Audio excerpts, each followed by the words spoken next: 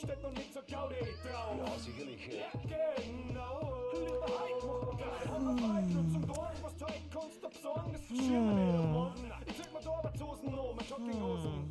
sicherlich.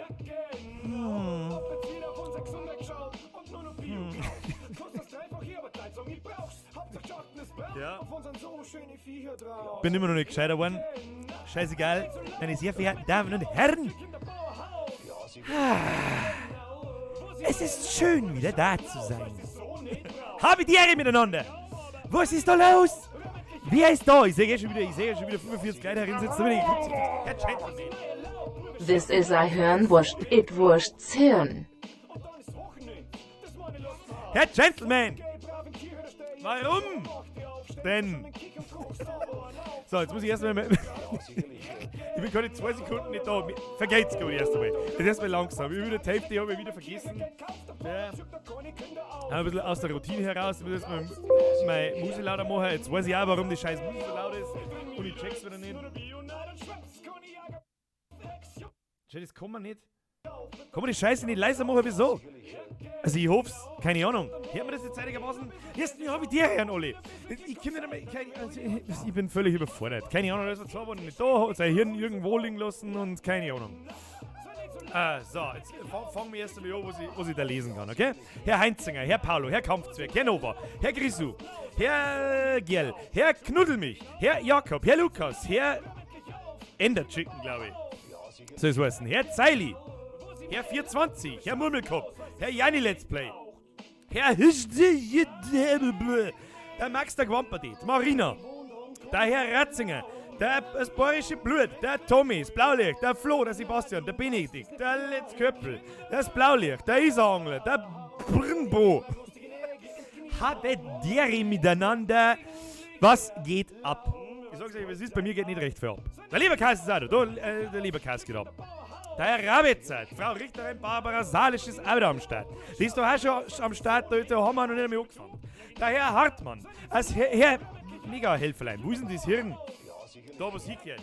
Ah, das sind doch diese Antenne-Bayern-Deppen, oder? Hör mir nicht du. Trotzdem weiß ich seltsamerweise natürlich, was es ist, aber ihr wisst es ja. Wie schaut's aus? Wie geht's euch denn? So, ohne jeden Freitag 2 Stunden lang Scheiße anhören. Der Momolter schreibt, dere Nachbar, jetzt bin ich aber interessiert. Richtiger Nachbar oder bist du aus Österreich? Ich weiß nicht. Also bist du quasi Lieblingsnachbar oder bist du wirklich ein Nachbar? Ich weiß nicht. Der Logvlog fragt mich, wo wohnst du eigentlich? Wir jetzt mal werde ich diese Frage einmal beantworten. In Landau. Das ist in Niederbayern, falls es irgendjemanden interessiert. Ansonsten verweise ich gerne auf das Video, das heißt eine Fragen, was mittlerweile schon wieder ein Jahr alt ist. Muss ich auch dazu sagen. Es kann langsam, aber sicher ein Jahr alt sein. Das ist schön, wenn ich das lese, wenn der Westweit schreibt. Endlich wieder Bier, gell? So ungefähr. Jetzt, Moment einmal ganz langsam. Jetzt muss ich da einmal schnell die Musik halber leise machen. Hey, da überhaupt nichts, was ich schmerz. Kommst du aufs Volksfest nach Erding? Da sage ich dir ganz ehrlich, da ist mir Erding ein Stückel zu weit weg. Bei uns ist Volksfest, nämlich, ich glaube, heute in der Woche. Oder? Ja, heute in der Woche geht bei uns das Volksfest los. Sprich, kann gut möglich sein, dass es nächsten Freitag keinen Stream gibt. Naja. Die Lisa ist auch da, willkommen zurück. Also wirklich war ja nie. Regnet's in Landau? Ausgezeichnete Frage, weiß ich nicht. Bei mir sind alle Fenster und Türen zu. Ich sehe nicht aussehen. Kellerkind, hallo. Spinnst du? Bist du deppert? Der Herr Limmer, sauft's ist alle nix. Jo, ich hab mir heute extra... Es ist ja schon wieder Schleichwerbung schon fast, ja. Ich krieg zwar nichts dafür, aber es ist ja scheißegal, aber ich feier, wenn ich irgendwas feiert, dann schafft es halt auch bei mir in Stream rein. So, ich hab mir eine Flasche Spezi vorbereitet, falls ich wirklich einen Durst kriegen soll. Der Herr Kulze ist auch am Start. Habe die Ersen, sag ich da. Der Momolter schreibt, regnet nicht. Ja, dann ist er wahrscheinlich tatsächlich ein richtiger Nachbar da irgendwo in der Umgebung. Keine Ahnung, wird Leute schon wieder außerfinden, wo ich wohne. Aber gut. Janni Let's Play sagt, wohnst in Landau an der Isar? Nein, Landau an der Pfalz. Und schmatzt aber trotzdem so wie ich schmatz. Fragwürdige Frage, na gut. Mr. Patrickson! Hashtag Bürgerquad, Hashtag hart erkannt. Wieso hat sie den Rest nicht vorgelesen? Birger, die 2 Wochen, sie fix, jetzt habe ich sie lesen können, weil sie es nicht vorgelesen hat, die Scheißmatz. Die hat sie fix. Und du sowieso. Du machst mir so ein schlechtes Gewissen, jetzt hast du geschrieben, du kriegst 10 Euro Taschengeld und 5 davon gingen für deinen VIP-Status drauf und jetzt haust du mir nur einen Euro her. Hör auf damit. Stop this, right now. Ah, der Fanboy ist all. Ja, der Chris. Endlich wieder gute Unterhaltung. Naja, das liegt alles im Auge des Betrachters. Das ist ja eigentlich, das ist ja keine Unterhaltung nicht. Das ist ja, ich sitze einfach bloß da und lese mir ein paar von euren Fragen. Das ist alles. Also jetzt muss ich mal schnell was tun, weil nämlich meine Kamera da wieder unscharf wird und irgendwie muss ich mir mal mein Board abschneiden. Seht ihr das? Ich habe mir wirklich jeden Tag im Urlaub vorgenommen, so, jetzt nimmst du mal 10 Minuten länger Zeit im Bad, wobei das auf 10 Minuten ist das auch nicht erledigt. Und rasierst einmal dein Board wieder zu irgendwie. Hab's nicht geschafft. In 2,5 Wochen nicht. Was soll ich machen? Hab ich mir gedacht, weißt du was, lass ihn einmal nochmal ein bisschen mehr wachsen. Vielleicht schaffst du es einmal über die. Es gibt aber so, wie bei den langen Haaren. Wenn du da lange Haare wachsen lässt, da ist es genauso. Da gehst du her. Und wenn du lange Haare haben möchtest, hast du aber kurze Haare, dann gibt es so eine Phase, so ein halbes Jahr lang, wo du ausschaust wie ein kompletter Vollidiot. Das ist einfach so. Da wo du nicht weißt, so, was wollt er denn eigentlich? Möchte er jetzt lange Haare, möchte er kurze Haare oder möchte er einfach bloß mit Gold ausschauen wie ein Volltrottel? Ich weiß es nicht, aber ich glaube, er möchte mit Gold ausschauen wie ein Volltrottel und das ist beim Bart, glaube ich, genau dasselbe. Und über diese Grenze, da wir jetzt gerade schaue ich aus wie ein Volltrottel. Schau dir mal die so. Schau mit, warte, wo sieht man das? Das schaut aus, da kann ich durchschauen, da so. Weil ich muss auch sagen, da bin ich so lange drauf, aber ich hätte halt gern, weißt du, ich hätte so richtig den geilen Operbart bis da oben. Aber da müsste die jetzt mindestens ein halbes Jahr oder nur ein Jahr aussitzen und die ganze Zeit so ausschauen. Mag ich das? Nein, mag ich nicht. Deswegen heute habe ich festgestellt, jetzt zwirbelt man uns erst einmal einen sauberen Schnauzer, wenn es geht. Ja. Und eine im Bart damit. Haut das hin. Ne, Brady.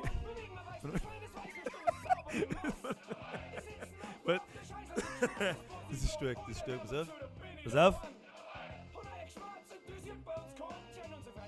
Der Gentleman sagt, das Mikro ist ein bisschen leise. Dann drehen wir es halt ein bisschen auf. Moment.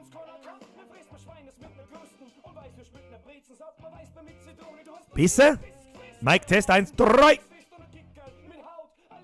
Bisschen wieder zurück, weil bei mir schlägt es bis in den roten Bereich auf. Wird schon passen. So, jetzt müssen wir mal noch mal schnell ein bisschen zählen. Hörst jetzt auf, ich schick dir jeden Euro zurück. JZAD Hovi Arschlechtsgrüßen. Na Spaß Igria, Show mehrer Uiso MASD da nix denken. Außerdem ist mal das wert. Ja vorhin Hobi geschrieben, Gria Stebi Irrgar.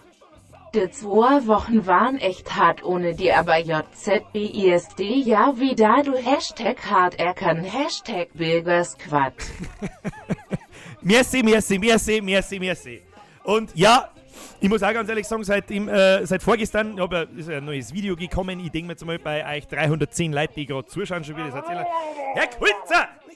Als nachträgliches Geburtstagsgeschenk. Wenn mal 26 plus ist, kann man an jeden Euro brauch AD. Da wo er recht hat, vergeht's gut, Alter. Ja, für die es nicht mitgekriegt haben, ich habe in den 2 Wochen Geburtstag gehabt und ich habe so viel Glückwünsche auch von euch allesamt gekriegt, dass ganz aus ist. Vielen herzlichen Dank. Ab jetzt natürlich Birger 26 plus. Jetzt schreibt der Herr Reiter, schreibt ein bisschen leiser bitte. Ihr habt doch alle einen Soundregler, oder? Dreh halt dann ein wenig leiser. Der Alex 2003 schreibt, bin sehr frustriert, weil ich mag Preisen nicht, aber hab was Verwandte, das klingt nach Österreicher Dialekt. Gut, sie fix, da wird schon wieder so schnell geschrieben, dass ich es nicht lesen kann, jetzt pass auf. Und dann gehen wir morgen, was soll ich tun? War halt nicht, wenn du hilfst. Also deine Verwandten sind Preisen. Suizid ist das Einzige, was hilft. Der Fox McCloud fragt mich, wie alt das ich bin. Wie so viele andere Jahre. Irgendwas zwischen 6 und 26. 46 sage ich normalerweise. Alles verlernt man. Da lasst man mal. But can you do this?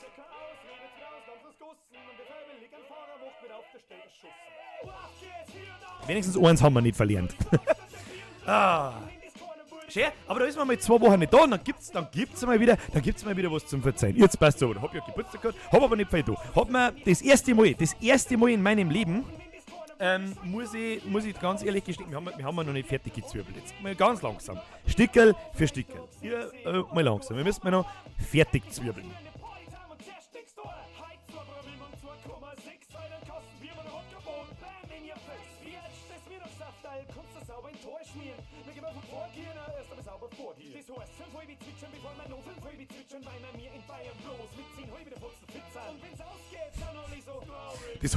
Das hält er so nicht. Da muss ich mal nachhelfen. Ich werde das regeln. Ich sage nämlich schon, das ist... Das müssen bis da aufgehen. So. Verdammt, das bleibt nicht hängen. Helft nicht. So, jetzt pass auf.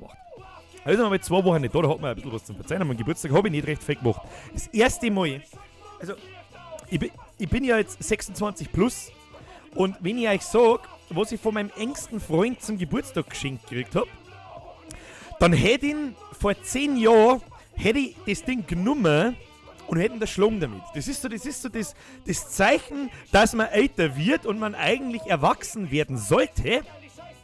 Irgendwie auch erwachsen ist, aber irgendwie keinen Bock nicht drauf hat. Ich schwöre dir, ich habe eine Saftpresse geschenkt gekriegt und freue mich drüber. Wenn ich vor 10 Jahren gekriegt hätte, dann hätte ich gesagt, das ist eine Weißwurst, jetzt Wurst's weiß. Weiß ich nicht, was ich dazu sagen soll. Aber ich war bloß im Steakhouse, falls es irgendjemand interessiert. Ich war bloß im Steakhouse, hab mir ein sauberes Steak genehmigt. Und ja, das war's eigentlich ja schon. Wie viele Leute waren wir da? 1, 2, 3, 4, 5, 6. 6. Ja. Auf alle Fälle habe ich jetzt eine Saftpress und jetzt geht's hier ganz anders. Die steht jetzt, wann war das? Ja, vor 2 Wochen. Wann haben wir Geburtstag gehabt? Morgen vor 2 Wochen. Jetzt steht in der Kirche eine Saftpress, die ich noch nicht einmal hergenommen habe. Es tut mir leid, Seppi. Josef Maria Erl. Es tut mir wirklich leid, aber gestern war ich das erste Mal seitdem wieder beim Einkaufen und habe es einfach verplant, dass ich mir irgendwas kaufe, was man Saft pressen kann. Habe ich verplant, jetzt steht es halt noch mehr Wochen umeinander. Es hilft doch nicht. Es hilft doch nicht, wenn es umeinander steht. Weißt du, was ich hier sage in der Zwischenzeit? Wenn ich keinen frisch gepressten Saft nicht haben kann, dann nehme ich halt einen frisch gepressten Paulaner-Spezi. So, da... Weißt du, was mir da aufgefallen ist, wie ich das letzte Mal einen Paulaner-Spezi aufgemacht habe? Ich habe doch irgendwann einmal How-to-Aufzwicker gemacht. Kann sich an das noch jemand erinnern? Und da ist mir vorgeworfen worden, dass das Bier nicht pluppt. Also, jeder zweite Dingspunkt, am besten geht es im Paulaner-Spezi. Ihr habt's mir gekauft. So. Ich sag's euch, was ist, da ist ein Regal und da schießt man jetzt, da steht so eine Cartman-Stofffigur und da schießt man jetzt einen Cartman runter. Vorsicht, so. Für alle, die es damals schon nicht gelernt haben, super easy, linke Hand, da rundum. Wichtig ist der Zeigefinger. Also es gibt quasi ein Live-How-To. Phase 1, du gelangst da einmal um den Flaschenhals rundum. Phase 2, du holst dir ein Feuerzeug deines Vertrauens. Phase 3, zielen und How-To-Plop. Jetzt pass auf. So, damit es ein bisschen besser ploppt, kann man so machen. Okay? So, los geht's. Also wahrscheinlich der Vorführeffekt sagt, jetzt haut es wieder nicht hin, aber gut. Achtung. Ja, der ist weg. Ja, der ist tatsächlich irgendwo im Regal um. Aber er ist weg. Der ist auf alle Fälle weg. Okay.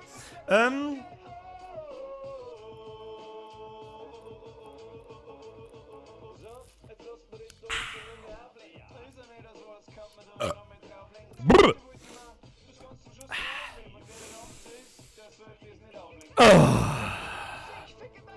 So, wo haben wir jetzt eigentlich gewesen? Also ich habe keine Ahnung, was ich drauf habe. Ich sag's dir ganz ehrlich, ich habe ihn nicht einmal fliegen sehen. Ich hab's auch nicht gescheit gehört. Ich hoffe, es hat ausreichend gebloppt. Und wenn man nochmal irgendjemand vorwirft, er kann nicht blocken, dann mal, hörst jetzt auf! Naja, wenn es dem mal jeden Euro zurückschickst, kann ja gleich nochmal einen außerhauen. Bilder WIA schaut's aus, schaust dann einmal bei uns, wo aber du warst Show, wo Simo an Hashtag Kalus. WIA war denn eigentlich die Geburtstag, Junggesellenabschied. Hashtag Bilderquad, Hashtag hart erkannt. Weißt, der harte Kern weiß das natürlich. Erst einmal vergeht's gut. Schreibt's mir jetzt, ich muss die Texte begrenzen, ich hab schon gesehen. Holy shit, jetzt hätte ich fast hergespielt. So. Also jetzt pass auf. Eigentlich, also der Geburtstag war sehr unspektakulär. Muss ich ganz ehrlich sagen. Also da habe ich nicht viel da, war aber auch Absicht. Ich bin dann, das ist eine Saftpresse. It presses Safts. Safts. Nein, wir fangen nicht wieder mit der Scheiße an. So. Aber wir waren wann waren wir? Vor einer Woche. Letzten Samstag waren wir auf einem Jungschaftsabschied von wieder meinem engsten Freund, Josef Maria Erl an dieser Stelle, falls der Mühle wieder zuschaut, der den ganzen Tag nichts anderes, ich glaube, der hat nur ein Wort in seinem Handy drin, beziehungsweise 3, das ist Josef Maria und Erl. Und da waren wir in Passau. Weiß ich nicht, vielleicht schaut jetzt ja gerade jemand zu, der mich in Passau erkannt hat. Es hat nämlich ganze 4 Minuten gedauert, glaube ich. Ich bin aus dem Zug ausgestiegen und rotzenvoll natürlich, oder ja, rotzenvoll da noch nicht, wie ich ausgestiegen bin, aber so halb. Und hier Bierger da Foto. War ganz lustig und interessant mal zum sehen, wie viele Leute einen wirklich kennen. Also wirklich heftig, durch die Fußgängerzone durch und ich glaube schon alle 50 Meter, dass jemand daherkommen ist, habe ich lachen müssen. Hertmi schreibt, gibt's die Birger-Bixen-Kombi mal wieder? Leck du vor, wann waren das eigentlich? Wann waren die Birger-Bixen-Kombi? Also für die Leute, die sich fragen, was zum Teufel, was redet dann, wer ist Bixen und was für Birger-Bixen-Kombi und wo ist der scheiß Teufel, was wäre? Da kommen wir gleich noch dazu, ich war noch nicht fertig mit dem Jungschaftsabschied, bin durch, war aber auch, also war gemütlicher, wie ich das gemeint habe. Wir haben von 11 Uhr Vormittag bis um 7 Uhr in der Früh gesoffen. Als Klonbelohnung das in Jungschaftsabschied überstanden Host. Also war nicht meiner, um Gottes Willen. Aber Herr Westweit, vergeht's Gott natürlich. War nicht mein Jungschaftsabschied, ja. Das ist, also, die heiraten nicht. Hallo, Warmen. Ja. War eigentlich ganz gemütlich. Ich hab mir mal wieder gezeigt, okay, wenn man wirklich mag, dann geht's noch. Nämlich von 11 Uhr Vormittag bis 4 Uhr in der Früh, bis 7 Uhr in der Früh, also quasi 20 Stunden durchsaufen. Mr. Bankris! Wie ist los in der HOS? Bierkrug-Smiley mit Freudentränen. Was ist los in der Hose? In der Hose, Moment. Alles. Picobello. Vergeht's gut. Brr. So, jetzt pass auf. Wo waren wir überhaupt? Ansonsten haben wir nur durch Passau durchgeschlendert. Ja, dann haben wir gesoffen wie die Blöden. Und steht zum Singen, dass es noch funktioniert. Dass es noch funktioniert, dass man 20 Stunden saufen kann. Auch mit einem alten, geschundenen Körper wie mein. War lustig. Es war auf alle Fälle lustig, gemütlich. Ja, so gemütlich war es nicht. Es ist so geil, wir haben sofort den ersten Zug erstmal versammelt, dann haben wir einen Kasten Bier gesoffen am Bahnhof noch und was weiß ich, was alles. War ganz lustig, hat mir gefallen. Was war mir noch? Der Herr Metzger fragt mich, Servus, was ist der Meinung zum Vollgerät? Immer dieselbe. Der Mann ist zu Recht da, wo er ist. Leider Gottes weiß keiner, er verbirgt sich ein bisschen vor der Kamera, was ein bisschen schade ist, aber vielleicht ist es Absicht, keine Ahnung. Mr. Patrick! Das ist ein Müllabfuhr. Das ist ein Müllabfuhr, it ab fürs Müll. Das ist ein Weißwort, it Wurz weiß, das ist ein Flammenwerfer, it werfes Flammen, this is a machine gun, it ganz Makines. This is a Livestream, it streams live. His is a Axolotl, it lotels, ach SLN, Hashtag Bilgersquad, Hashtag Hardeckern. Merci. Grüezi fix. Weil der Herr Lochel die Meinung über ein Vollgerät, da fragen wir so viele Leute danach, stopp, da hängt der Haar dran. Der Mann ist zu Recht da, wo er ist. Zu Recht genießt er den Bekanntheitsgrad, den er genießt. Aber schade ist, dass er eben nicht so vor der Kamera agiert. Oder wenn, dann ganz extrem selten. Das ist ein bisschen schade drum. Ich hab letztes Mal, das ist irgendwann in den 2 Wochen, ich war ja nicht die ganze Zeit irgendwo im Urlaub oder sonst irgendwas, ich habe natürlich auch mir mal angeschaut. Und dann habe ich so eine Nachricht gekriegt, dass YouTube-Nachrichten, also direkte Nachrichten von YouTube, von Account zu Account deaktiviert und das nicht mehr funktioniert. Und dann hat man das dann einmal angeschaut, ja stimmt, da war mal irgendwann was, lalala. Schau so rein, habe ich eine Nachricht, also einen kleinen Nachrichtenverlauf mit dem Vollgerät von vor einem Jahr. Und da haben ich irgendwann einmal gefragt, ob er Bock hat, irgendwas zu machen. Schreibt er mir zurück, ja Freilich, wie machen wir das? Und dann ist sie nie wieder drüber geredet worden. Keine Ahnung. Ich glaube, ich habe ihm dann einmal auf Facebook geschrieben oder so, habe dann aber nicht direkt mit ihm geschrieben, sondern mit seinen Lakaien. Keine Ahnung. Naja, ansonsten meine Meinung ist ist ja okay. Also keine Ahnung, ich hab weder was gegen ihn, noch feier den jetzt so gegen die Decke, dass das ganz aus ist. Mr. Boris Ihre Bürger US Guarde nachträglich grinsen. Das Smiley lässt ein Rahmen weiter wachsen, dänzt bei der Geburt. Aussagrissen Host Smiley mit Freudentränen. Merci. Ja, schauen wir mal, ob ich den weiter wachsen lasse. Weiß ich nicht. Dann ist jetzt, glaube ich, schon 40 Mal gefragt worden, Birger, schaust du WM? Ja, natürlich. Wer schaut, also selbst der allerletzte, Mr. Meier. Keine Nachricht dabei, das ist aber schon, aber vergeht's gut für deine Öcke. Merci.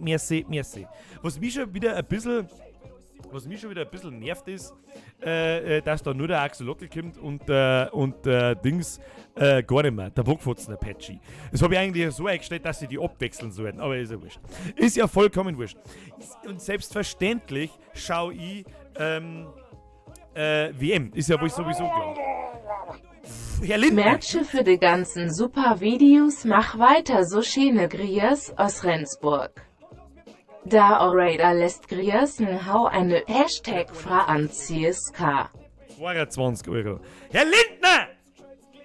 Fix, Mare! Es gibt ja eine Regel, man schmeißt hier nicht mit zweistelligen Beträgen rum. Trotzdem muss ich natürlich sagen, vergeht's gut. Jetzt muss ich noch mal schnell durchlesen, weil ich vor lauter Shell explodieren weiß ich schon wieder überhaupt nicht, was los ist. Merci für die... Herr Lindner, Herr Fabian Lindner schreibt, aus Ringsburg offensichtlich. Merci für die ganzen super Videos, mach weiter so schöne Grüße aus Ringsburg. Der O-Rider lässt Grüßen, hau eine Hashtag Franziskar. Vergeht's gut an dieser Stelle, schöne Grüße aus Landau nach Ringsburg und Kruzifix nicht 22 Euro. Das ist nicht wert. Aber vielen, vielen herzlichen Dank. So, dein Nachname sagt mir was, Jakob. Ja. Herr Meier! Nur mehr eine Ecke! Vergeht's gut. Aber wieder keine Nachricht. Kannst du eine Nachricht anhängen? Dann weißt du eh, wie es ist. Das tut mir jetzt schon fast ein wenig leid, aber hilft eh nicht. So, Hashtag lustige Petersilie. Viel wichtiger ist, Birger, rappst du eigentlich? Achtung!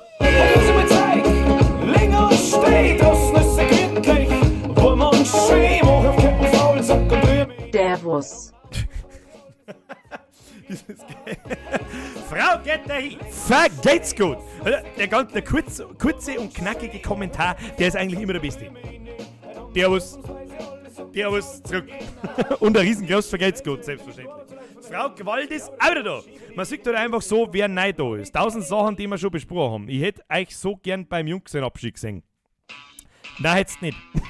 Glaubt mir's, nein, hätt's nicht. Nein. Das ist, ja, ich weiß es nicht. Also, keine Ahnung. An der Stelle muss ich habe jetzt leider Gottes das zeigt, das ist alles da oben verbaut. Nochmal ein herzliches Dankeschön an die Frau Gewalt, die mir zum Geburtstag sogar was geschickt hat. Ein kleines Lebkuchen-Herzl, das da oben steht. Warte, ich hol's einmal schnell.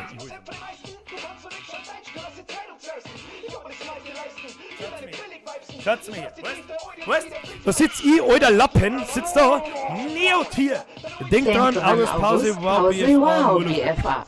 P. Murlocs Best P. Erst einmal selbstverständlich vergeht's gut, Herr Neotier, vielen, vielen herzlichen Dank, aber denk dran, August Pause, wow, BFA. Ach, wegen WoW! Battle for Azeroth! Jetzt haben wir beinahe. Habt schon verstanden? Ja, natürlich Dinge da drum. Müsst einer. Oh, ja. Mein erster Live-Chat mit Anno. Und billig ist Anno, Smiley mit Freudentränen. Eure 30. Jetzt halt auf damit! Mr.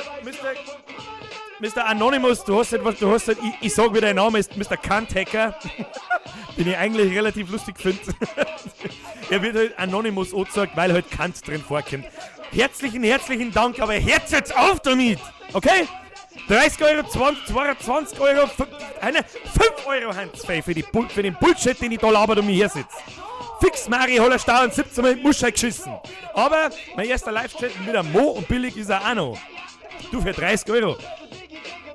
Wenn du daheim sitzt und dir, was weiß ich, was mit dir tust, ist ja mir jetzt wurscht. Herr Kutzer, Aus was baute Jesus seine Hütte? Jerusalem.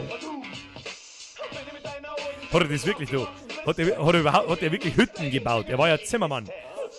Nagelt und sage der Zimmermann nicht und schmiert nicht mit dem Lehm umeinander. Ich weiß nicht, was ich sagen soll schon wieder. Der andere schmeißt 22 Euro umeinander, der andere schmeißt 30 Euro umeinander. Warum haben eigentlich alle einen Geldscheiß aussehen? Also jetzt im Prinzip habe ich ja quasi, ich habe ja jetzt euch. Spaß beiseite. Da geht's gut. Was soll ich sonst sagen? Da geh ich wieder in den Rage-Modus. Herr Meier, hab ich die Ehre. Hab die Ehre, ich bin da Piet und ich grüße den Bürger. Piet! Zeit ist one! Vergeht's gut, Alter! Und ich bin der Bürger, habe die Ehre, ich bin der Bürger und ich grüße den Piet 2000. So wie er, glaube ich, heißt im Discord, wenn ich mich nicht durchtäusche. Der Patrick D. schreibt, kann ich einen Nasenbohrer Witz erzählen? Das kannst du. Wenn ich die Erlaubnis gebe, dann darfst du ein paar Nasenbohrer Witze erzählen. Aber nur mit dem Wort Nasenbohrer. Das andere Wort, wo es herkommt, das ist verboten. Wegen meiner war es nicht verboten, aber YouTube hat da echt ein Problem damit. So, jetzt pass Obacht. Ich hab zum Geburtstag was gekriegt von der Frau Gewalt, die hat mir was zugeschickt. Keine Sorge, die provisorische Verpackung, über die sich meine Mom übrigens gefreut hat, wie ein Schnitzel, weil da ein kleiner Text für meine Mom drin war, die hat sich so gefreut, das hältst du gar nicht im Shell aus drin. Hat mir was zugeschickt und zwar, jetzt bist du wahrscheinlich gleich ein bisschen traurig, weil ein bisschen Schaden hat's genommen beim Versand. Und, pass auf, Ski. Da muss ich ganz ehrlich sagen, ich hab mir überlegt, so, dann hat mir das so angeschaut und überlegt, das ist doch selber gemacht, oder? Das hast du selber gemacht. Also, dass das da draufgeschrieben ist, das ist egal, dass es selber gemacht ist. Aber du hast das ganze jetzt selber gemacht, oder? Da weiß ich nicht, was ich dazu sagen soll. Wie geil hat's die eigentlich, Ole? Keine Ahnung.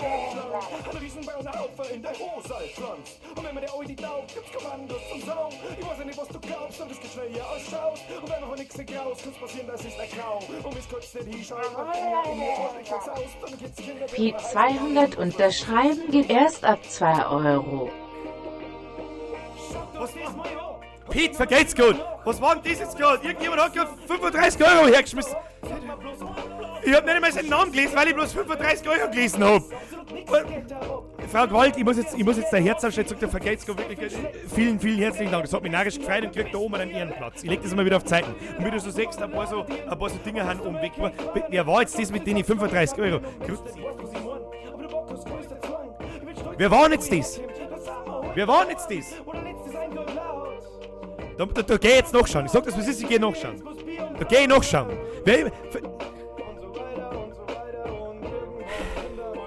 Mädchen! Burgfutzen! Nur so eine Idee für dein 45K Special Bindestrich größer als unsaufbare. Was meinst du, ich soll aus der Unsaufbaren saufen? Bin ich lebensmüde oder was? Der BT-Werwolf was? Du bringst uns zum Lachen, daher wohl verdient.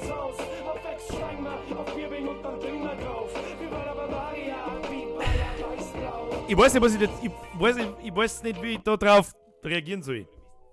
Was ich da verhalten soll. Vielen herzlichen Dank. Ich weiß nicht, was ich sagen soll. Normalerweise wie ich begrantig. Seebrot! In welchem Video war das mit der Igel wohnt ab jetzt du? Mertschebilger. Mädchen Mr. Seebrot, das war in How to Bookfutzen. Ich glaube, das war Bavarian Tutorials Nummer 3 und vergeht's gerade an dieser Stelle natürlich. Nur mehr an den BT Worry Dingsbumstensen. Vielen, vielen herzlichen Dank, aber 35 Euro braucht's echt nicht. Das ist geil. Habe die Ehre. Haben wir jetzt wieder im ist FIA den Shitnet ZV. LG aus Wien zwinkernder Smiley. Herr Stefan S.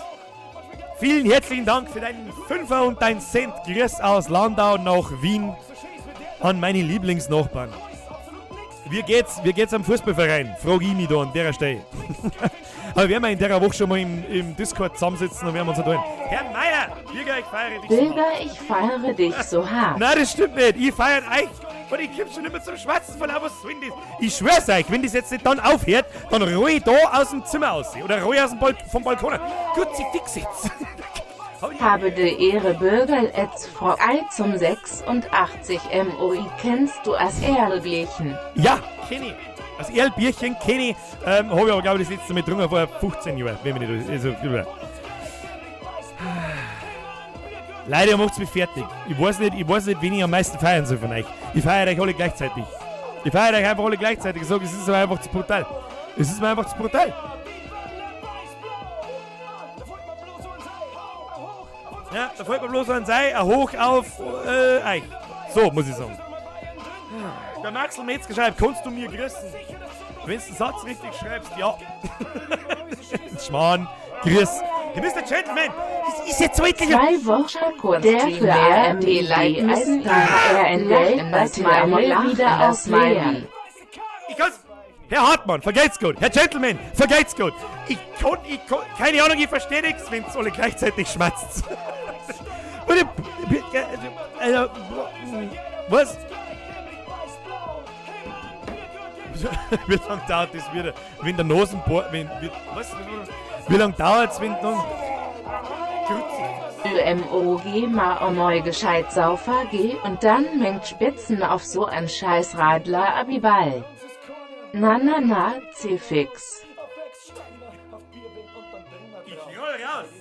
Ich sag's dir, wie es ist. Ich roll nach draußen. Ich verstehe nichts, wenn alle gleichzeitig mit Geld umeinander schmeißen. Die allgemeine Frage ist, warum schmeißen denn eigentlich alle mit Geld rum, außer ich? Wobei mir das ganz spontan an was erinnert. Gestern oder vorgestern, glaube ich. Ja, vorgestern. Sitze ich mich, geh heim, hast die Messer mitgenommen, sitze mir am Couchtisch hin, schalte den Fernseher ein, Fußball gerade da, war 4:45 oder so, gerade ein Spiel gelaufen, dauert 2 Minuten, vergeht's gerade an dieser Stelle, übrigens an euch einmal, bevor ich das wieder vergesse und nicht oft nur sage. Dann flackert der Fernseher kurz so und dann war der Fernseher hin. Ich sag das, was ist, da war der Fernseher hin. Jetzt habe ich im Dreiviertel Beitel habe ich so schwarze Linien drin. Mr. Patrick, weißt du? WEISD, der Beste bist. Falsch rum. Falsch rum. Ihr seid die Besten. Was soll ich da sagen dazu? Ihr seid lauter... Es gehört alle einmal sauber treten, habe ich geschubst. Das ist so, was ich weiß. Gut, C-Fix, das ist wirklich unfassbar. Vergeht's gut, Leute, ohne Scheiß. Hau, Mann. Wo waren wir jetzt? Ja, mein Fernseher ist hin. Weißt du, muss ich mir einen neuen Fernseher kaufen? Kommt leider Gottes erst am Montag. Wo schaue ich jetzt morgen Fußball an? Wo schaue ich denn jetzt morgen Fußball an? Kann mir das jemand sagen? Seppi, falls du das sagst, wir müssen es bei euch schauen, das hilft nicht. Josef Maria Erl. Hilft nicht. Müssen wir wieder zu euch gehen, müssen wir euch wieder auf den Sack gehen. Muss ich da wieder die Flaschen Obstler zusammensaufen und dann nicht mehr heimfinden. Und dann bis um 7 in der Früh da vor dem PC sitzen und Nirvana-Lieder singen. Ist mir gesagt worden. Weiß ich nicht mehr, ob das so war. Falls sich gerade jemand fragt, was ist da los? Ja, ich rede von dem Jungs seinen Abschied. Schau's am Handy. Nein, schau das Fußball nicht am Handy. Was ist denn das? Hab ich es jetzt endlich geschafft, dass ich da ein Loch einfries? Nein. Public Viewing? Ja, habe ich auch schon überlegt. Aber ich mag das in Ruhe anschauen und nicht unter 500 Pseudo-Fußball-Analysten. Naja. Der Karl-Heinz Kaber schreibt. Sehr schöner Name übrigens. Was ist mit einem neuen Horror-Stream? Ja, ist in Planung, aber jetzt ist gerade Sommerpause, was die Horror- und Gaming-Streams betrifft. Da werden wir uns Richtung Herbst, Richtung Winter mal wieder damit befassen. Ja, der Apfelschorle schreibt, der Bürger hat doch nicht einmal ein Handy. Das stimmt. Im Grunde ist es richtig.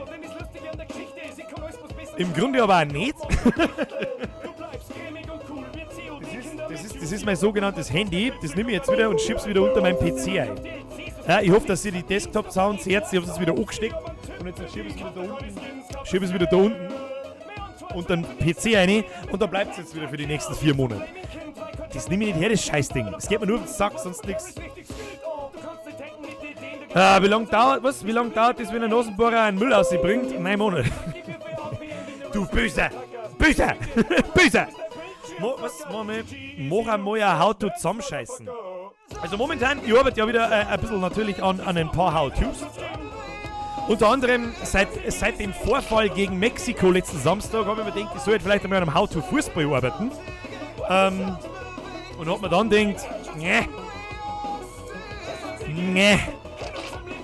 bin mir nicht so sicher, ob das was hilft, weil von den Idioten keiner lesen kann. An was wergelt ihr denn? Um mal so ein bisschen aus dem Nähkästchen zu plaudern. Es gibt ein eigentlich schon wieder fertiges Kruzifix nach der Hirnwurst, also nach dem von vorgestern.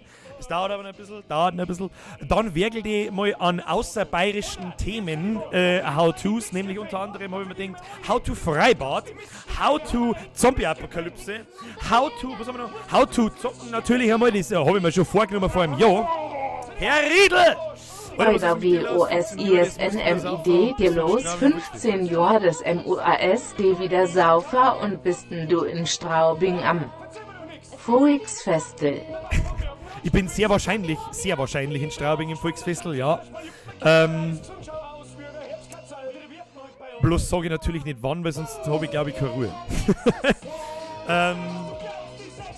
How to Zombie-Apokalypse klingt saugeil. Ja, das ist, um ehrlich zu sein, auch das, mit dem ich am meisten selber liebäugle. Ja, weil es mir einfach, keine Ahnung, ich ziehe mir jetzt halt mittlerweile halt auch, also jedem sollte es einmal bewusst sein, ja, dass irgendwann einmal die rein bayerischen Themen zu Ende gingen, ja. Oder es gibt nur bayerische Themen, das ist mir schon klar, aber die geben kein How-to nicht her, ja, da kann ich nicht 3, 4, 5 Minuten was dazu verzeihen. Das muss ich irgendwann einmal in einem Special zusammenbackeln oder sonst was. Und deswegen, und um ehrlich zu sein, langsam nervt es mir ein wenig. Immer dasselbe zu machen, immer dasselbe. Und deswegen suche ich mir Themen auf die ich einfach Bock habe. Naja. Da musst du, was nur eine Zeit lang streamen oder 50 Follower haben, aber genommen wirst du trotzdem nicht gleich. Was? Wer wird wo irgendwie mit irgendwas genommen? Keine Ahnung. How to Oberarzt, featuring Birgers Kochstudio braucht's noch. Ja, das steht alles schon seit Ewigkeiten auf meiner Liste. Schafkopfer ebenfalls. Pfannerweih. Also Pfannerweih haben wir ja eigentlich auch schon behandelt. In How to Eier Zeig. Mit einer ganz kurzen Blödsinnsding. Ein Pfannerweih geht nur da drum, da wird gesoffen aus. Was soll ich da 3 Phasen lang umeinander verzeihen? Das geht halt einfach nicht. Oder How to Schweiners, ja. Es gibt leider Gottes, was ein Schweiners betrifft, keine Überfälls, die so der typische Preis macht. Zumindest habe ich keine gefunden. Wenn es das Gegenteil ist, dann klärt es bitte auf und schickt mir irgendwelche Videos. Mr. Stefan! WM kannst auch in Livestreams auf den Webseiten der TV-Sender schauen. Erst einmal, vergelt's Gott. Hashtag Bürgersquad, Hashtag Harterkern. Hashtag Bürgersquad, Hashtag Harterkern. Mr. Steff, vergelt's Gott, merci nochmal. Ja, ich weiß schon, also ist mir schon klar, dass ich natürlich, ich schaue so viel Fußball, oder die letzten Tage habe ich sehr viel Fußball geschaut, einfach da auf meinem PC. Das ist mir schon klar, dass ich das da natürlich auch schauen kann. Aber, das ist natürlich nicht so schön. Ja, also ich mag mir ja nicht mit meinen Kumpels da einer sitzen und da Dings schauen. Das ist eine Kacke. Ich mag einen riesen drum Fernseher und ich mag ein Bierli trinken oder ein Captain Cola trinken oder was weiß ich was trinken, das Fußballspiel anschauen und dann ist alles so cool. Das ist da vor dem PC aber was anderes. So. Wo waren wir? Ja, also übers Schweiners, ja. Und natürlich kann man mittlerweile eine Phase überbrücken, sagen wir es mal so, nehmen wir es mal überbrücken, mit Birgers Kochstudio. Der Preis jetzt das mal so, wenn es keine Felsen gibt. Aber selbst übers Schweiners 2 Phasen zum Schmatzen ist schon krass genug eigentlich, weil da gibt es nichts zum Schmatzen. Muss ich mir mal ausdenken. Naja, und ich möchte das gerne so machen, dass, pass auf, wir sollen sagen, dass es ein Realvideo wird, wenn es ums Essen geht, genauso wie How to Fleischbotzen war. So mehr hätte ich das mit dem Schweiners gerne machen. Aber, mei. Habe die Ehre, Birger Kimst Hoid zum Fußball zu uns. Hashtag Harterkern. Hashtag Grier Sanden harten Kern. Bist du schon wieder da? Erst mit Merci. Nee, 25 €. Warum denn? Warum? Jetzt muss ich kurz zusammen, bei wie viel? Wir haben ja schon wieder über 100 €. Lass doch das. Lasst es halt, bitteschön. Aber merci. Tommy, bist du schon wieder da aus Kanada? Habe ich das quasi richtig mitgekriegt. Vergeht's gut, der Riesenklaus. Bitte, bitte, bitte, bitte, Herz auf mit den zweistelligen Zahlen am zum Schmeißen. Bitte, bitte, bitte. Aber merci, natürlich. Was soll ich sonst sagen? Dann, was haben wir noch im Petto? Was was wirklich denn noch? Mr. Gentleman, zum 50. Mal. Lohnspende für einen neuen Fernseher. Merci. Ein neuer Fernseher habe ich mir schon, ich glaube wirklich, Fernseher kaputt gegangen, 10 Minuten später habe ich mir einen neuen bestellt. Kommt aber leider Gottes erst am Montag. Ja genau, so schaut's aus. Also der neue Fernseher ist schon auf dem Weg, aber er kommt leider zu spät.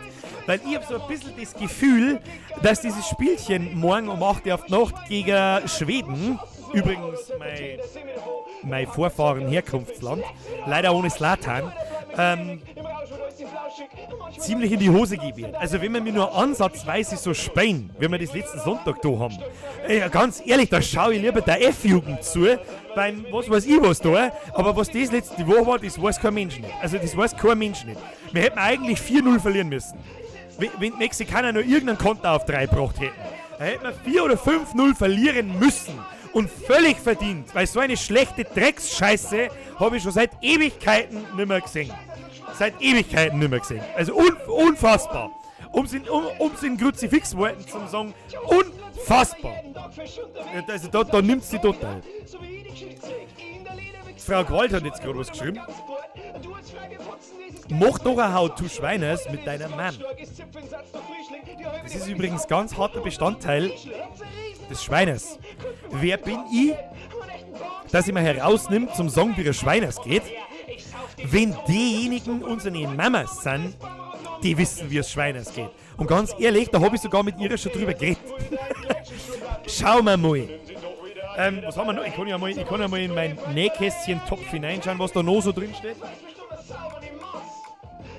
Also, jetzt pass auf, es sind auf alle Fälle, dann habe ich mich mal neben die typischen, jeder hat meine Kruzifix-Videos, der herin ist, hat meine Kruzifix-Videos gesehen. Ja, da haben wir immer irgendeine Vorlage und die nervt mich und dann wird es abgesagt. Und das hat immer was mit bayerischen Sachen zu tun, Weißwürst, irgendwelche Volldeppen, die Scheiße kochen oder sonst irgendwas. Oder Scheiße fressen, haben wir auch schon gehört und was weiß ich. Und früher oder später werde ich mich da auch den außer nicht bayerischen Themen widmen müssen. Und im Urlaub habe ich ganz hart festgestellt, dass nichts, also wahrscheinlich schon viel, aber was anderes habe ich jetzt gerade nicht im Fokus gehabt. Und weil ich nämlich ab und zu mal Fernsehen geschaut habe, was ich normal das ganze Jahr nicht tue, und habe mir gedacht, nichts, außer ein paar wenige Personen, liefern mehr Angriffsfläche als der Fernseher. Das ist ja Wahnsinn. Also das ist ja Wahnsinn. Da schaltest du Eier nach einer Sekunde, nach einer Minute, übertreiben wir es nicht ganz, so nach einer Minute, sitze ich nur noch da und flame umeinander und beleidige Menschen, die ich gar nicht kenne, weil ich mir denke, also das kann doch nicht denen ernst sein. Und das Zweite, was mir ich denke, ist, Tommy! Ja, sagt Andreas und Spende aus Emmelring. Du bist quasi wieder zurück. Dann sag ich WB. Falls du kurz Zocker bist, das heißt Welcome Back. Kill it. Bilger Moas S.A. Vista, Beste mach weiter, so OIS Guadeno und bleib wie es bist. Mr. Killer Cakes! Was haben wir vorher gesagt? Merci! Schon wieder die Kerze, bitte! Du hast ein Zwickel! Einmal, wirklich viel ist ein Fünfer, Zwickel, was weiß ich. Alles cool. Aber die zweistelligen Beträge, das braucht's einfach nicht. Nur das nächste ist, das muss ich jetzt weil heute schon wieder so viel. Ihr habt heute schon wieder so viel YouTube in den Arsch gesteckt, dass es ganz aus ist. Eine 20er, 25 Euro, nur mit 22 Euro. Wenn ihr mir das Geld zurückkommen lassen, herzlichen Dank. Erstens, Regel 1, keine zweistelligen Beträge. Regel Nummer 2, wenn das so viel ist, dann nehmt bitte den Spendenlink in der Beschreibung her und nicht einen Superchat, weil da 40% an YouTube gingen. Sprich, von denen 20 Euro kriege ich 11. Was echt traurig ist, ja. Das ist natürlich das Jammern auf hohem Niveau, aber was soll ich machen? Ihr wisst es ja auch nicht. Woher sollt ihr es denn auch wissen? Und da muss ich wirklich sagen, ihr habt damit gerade 9 Euro YouTube in den Arsch gesteckt. Für was? Für was? Für was? Frag ich mich zumindest, ja. Das ist alles schön und recht, ja. YouTube muss einer Geld verdienen mit dem Zeug und die Plattform und bla bla bla. Da sagt ja kein Mensch was. Ist alles in Ordnung. Aber dass man die Hälfte, ja, da muss ich halt schon sagen, hä, für was? Ne? Da mach ich die Motorbootfahrer, du. Keine Ahnung. Aber an dieser Stelle, Killerkeks, herzliches Danke. An alle anderen natürlich auch herzliches Danke. Aber ganz ehrlich, wenn ihr mit die 10er und 20er anschmeißt, dann nehmt den Spendenlink aus der Beschreibung her und nicht den Superchat, weil da einfach die Hälfte sich in Luft auflöst. Und ich glaube jetzt nicht, ich lerne jetzt mal aus dem Fenster und behaupte, wenn du den 20er in den Superchat einschreibst, dann tust du das, weil du das mir zuliebe tust. Und nicht YouTube zuliebe. Ist jetzt nur so eine Vermutung. Aber naja. Birger, hast du so einen Barney Stinson Fernseher gekauft, der so 18.000 ja, der 180.000 Zoll hat? Nein. Es ist ein Samsung, es ist einer aus der letzten Generation, es ist ein 4K UHD mit 65 Zoll. Also schon ein Stück größer wie mein jetziger Fernseher, aber nicht viel. Ich glaube, mein jetziger ist 58 Zoll, bin mir nicht hundertprozentig sicher, den habe ich schon 6 Jahre gehabt oder 7 Jahre. Na stopp, 6 Jahre war alt und hat 900 Euro gekostet, glaube ich. Ja, und ist runtergesetzt von 1900 Euro. Das ist, glaube ich, irgend so ein WM-Angebot vom Saturn am Mediamarkt. Keine Ahnung, ich mache schon wieder Werbung für irgendwas, was mir nicht weiterhilft im Leben, aber das ist das drum, was ich mir gekauft habe. Weil man denkt, ich habe jetzt nicht mehr Geld da, das hilft ja sowieso nicht. Und ich brauche einen scheiß Fernseher. Ja, wenn ich auf die Nacht ins Bett gehe und ich kann nicht Fernsehen schauen vorher, dann kriege ich einen Schlaganfall. Dann ist die Achterbahn. Ja? Und mit Fernsehschauen meine ich jetzt nicht, ich schaue jetzt normale Programme, sondern ich bin halt der typische Netflixer, schaue mir noch einen Film oder sonst irgendwas zum Einschlafen. Ja? Ja? Herr Dominik schneller schreibt, mehr Kruzifix bitte. Das schreiben so viel. Ich arbeite dran. Aber es muss alles gediegen daherkommen. Jetzt ist das letzte Kruzifix erst einmal 2 Tage alt. Das letzte Kruzifix ist 2 Monate alt. Bist du deppert? So, ich muss, je länger dass ich meinen Bordo schaue, der so licht und dünn ist, weil er halt einfach gerade in einer Wachstumsphase ist, die mir überhaupt nicht gefällt. Desto mehr stresst er mir in den Morgen wegschneiden. Der Atti schreibt, was schaust du so? Was ich so schaue? Alles. Ich bin nicht so der Serienfan, muss ich ganz ehrlich sagen. Es gibt ein paar einzelne Serien, die schaue ich und die habe ich aber auch dann durchgeschaut. Vikings zum Beispiel hat mir zuletzt sehr gut gefallen. Dann schaue ich immer noch, wo ich mittlerweile gar nicht mehr weiß, warum ich es eigentlich noch anschaue, schaue ich immer noch The Walking Dead, wo es jetzt dann auch in 3-4 Monaten wieder weitergeht, oder? Ja, in 3 Monaten oder so darf es weitergehen. Die hat sehr hart abgenommen, die Serie, muss ich sagen. Was am allerbesten gefallen war Breaking Bad. Ja, das war jetzt so zu den Serien. Ansonsten muss ich sagen, mag ich behaupten, jeden Film gesehen, der irgendwie sehenswert ist. Und mit jedem meine ich jeden. Was für ein Auto hast denn du? Ich habe einen Fiat Stilo, einen Silbern. Es ist so ein Thema, das interessiert mich wirklich ein Scheiß. Ganz ehrlich. Hauptsache stimmt, Game of Thrones schaue ich noch. Ja, da ist aber auch die letzte Staffel ist nicht mehr am Buch orientiert oder an den Büchern orientiert. Und das merkt man auch ganz hart, weil das ist die kitschigste Kacke, die ich seit langem gesehen habe. Der Rest ist ziemlich geil. Also die ersten 5-6 Staffeln sind echt stark. Da ist Game of Thrones wirklich... Da kannst du sagen, was du willst. Das ist wirklich nicht so schlecht. Ansonsten, was war der letzte Film, den ich mir angeschaut habe? Gute Frage. Der neue Jurassic Park. Hat jetzt mit Fernsehschauen nichts zum tun, aber ist ja auch ein Film. Rampage. Da wo ich mir wirklich gefragt habe, das Spiel war schon sinnlos. Als Kind habe ich es geliebt, aber das Spiel war wirklich sinnlos und der Film ist wirklich genauso sinnlos. Der Herr Kulzer fragt mich, schaust du Supernatural? Nein. Das ist was, auch meine Kumpels probieren es immer wieder und sagen, das muss da anschauen, das ist wirklich nicht schlecht, lalelu.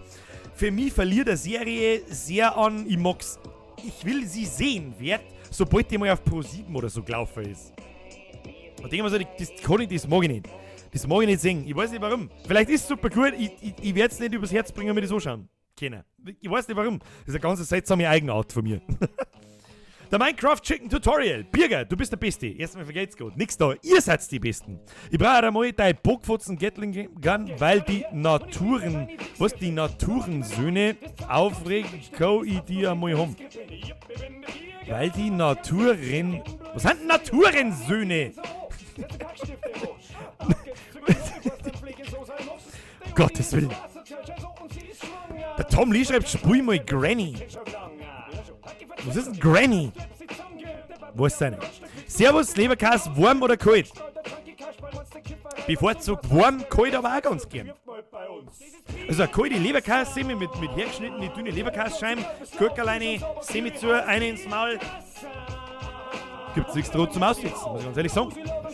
Ansonsten eine warme Leberkäse, Semi, hallo, muss ich die Frage wirklich beantworten? Ich bin aber so kurz davor, dass ich meine Metzgerei, Leberkäse, Fleischfachverkäuferin anschreie, wenn es keine mehr hat. Obwohl ich es eigentlich ganz gern mag. Jetzt pass auf, wie findest du den neuen Jurassic World? Ich bin noch unentschlossen, ich müsste den noch mal sehen, glaube ich. Also mit Jurassic Park, mit dem Universum, hat er nicht recht fett zum Tor, muss ich ganz ehrlich sagen. Aber die Geschichte muss ja irgendwie weitergehen. Und sie werden ja nur einen dritten Teil genießen. Da bin ich mir auch ziemlich sicher. Hey, noch mal was vergessen. Schnacksolottl hat mir fast vergessen. Ansonsten, er hat mich eigentlich ganz gut unterhalten. Aber eher so, weil ich nicht so ganz gewusst habe, was da gerade passiert. Keine Ahnung. Also der neue Jurassic World. Da bin unentschlossen so im Nachhinein. Je länger dass ich drüber nachdenke, desto schlechter finde ich den.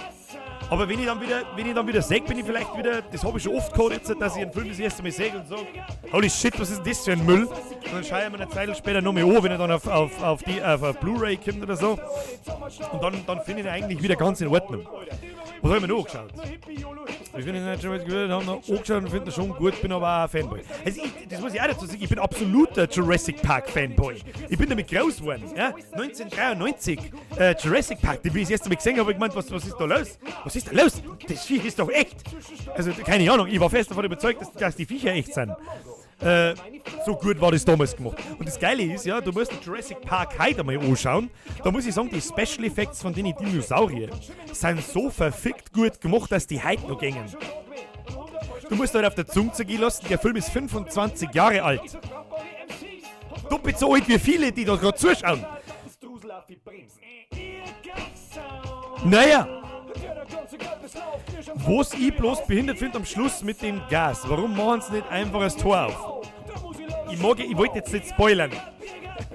Ich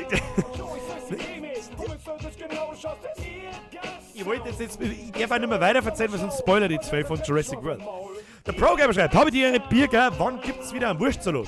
Gute Frage, wahrscheinlich sogar morgen zum Fußballspiel. Hat man gestern erst eine saubere Lione, einen sauberen Grauens Lione, hier, ein Emmentaler kauft und dann geht's los. Darf er nicht länger im Kühlschrank liegen mit 2 Tagen. Sonst ist die Sache ja kaputt. Und dann kriegst du so die Scheißerei, dass du 3 Tage nicht weißt, was da los ist. Der Weaver Baron, moin, wie geht's? Wie stehst du eigentlich zu Indie-Spielen generell? Das ist eine schöne Frage. Endlich einmal eine schöne Frage zu der Zockerei. Es war ja auch E3 in der Zwischenzeit. Das habe ich fast vergessen. Da muss ich jetzt weiter ausholen. Zu Indie-Spiele. Sage ich dir ganz ehrlich, es gibt sehr, sehr, sehr viele Indie-Spiele, die mich sehr, sehr, sehr viel mehr belustigt haben wie so mancher AAA-Titel. Eigentlich wie fast. Es gibt ein paar Indie-Spiele, die haben mich mehr unterhalten wie fast jeder AAA-Titel. Der einzige AAA-Titel, der an der Spitze für mich steht, der bis jetzt noch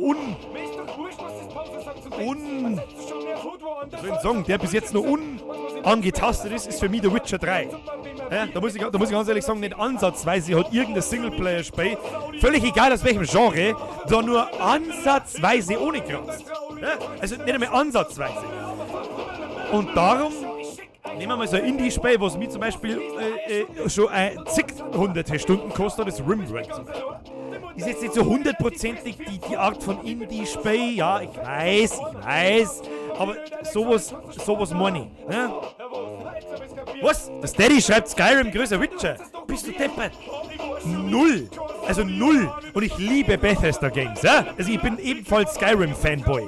Wenn du mir das nicht glaubst, dann zeige ich dir jetzt was. Ich hoffe, dass ja ein Haufen neue Leute da sind. In der Zwischenzeit haben wir ja doch 1500 mehr Leute gewonnen. Jetzt pass mir auf, ich drehe jetzt mal meine Kamera um und dann fahre ich einfach nur mit der Kamera von links nach rechts und dann soll jetzt ich eigentlich alles selber erklären, okay? Also ich schmerz gar nicht dazu, ich drehe einfach rundum und dann schauen wir weiter. Jetzt pass auf. Zum Thema Skyrim, größer Witcher.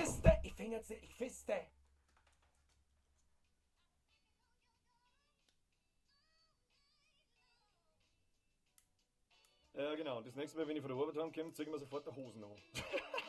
Und das Auge hör mal auf, und das Laufen fangen wir an. Und weiß uns von der Gang hängen wir an Kilometer schwimmen drauf. Fleisch ist mal kannst wir so sterben die armen Viecher auf. Ich hoffe, man konnte es da hinten singen. Genau. Und wenn ich hocke, dann hör mit Tonung auf. Okay, kann man das singen? So. Jetzt müssen wir wieder hinbauen. So siehst du wieder hinbauen. So. Also, das Einzige, das sind so für mich, die 5 Spiele, die du da jetzt gesehen hast, das sind so die 5 für mich einflussreichsten Spiele, mit denen ich sehr viel Zeit verbracht habe. Die wunderbarsten Erinnerungen damit verknüpfe, siehe zum Beispiel Secret of Mana oder Zelda Ocarina of Time. Dann Kim, wo ich sehr viel Zeit drin versenkt habe, das ist für mich World of Warcraft. Dann für mich das beste Singleplayer-Spiel, das gemacht worden ist, bis dahin war Skyrim, ist für mich der Witcher 3 und dann ist Skyrim. Was da eigentlich nur dazu gehört, sind noch 2 Sachen. Das eine ist Diablo, das andere ist...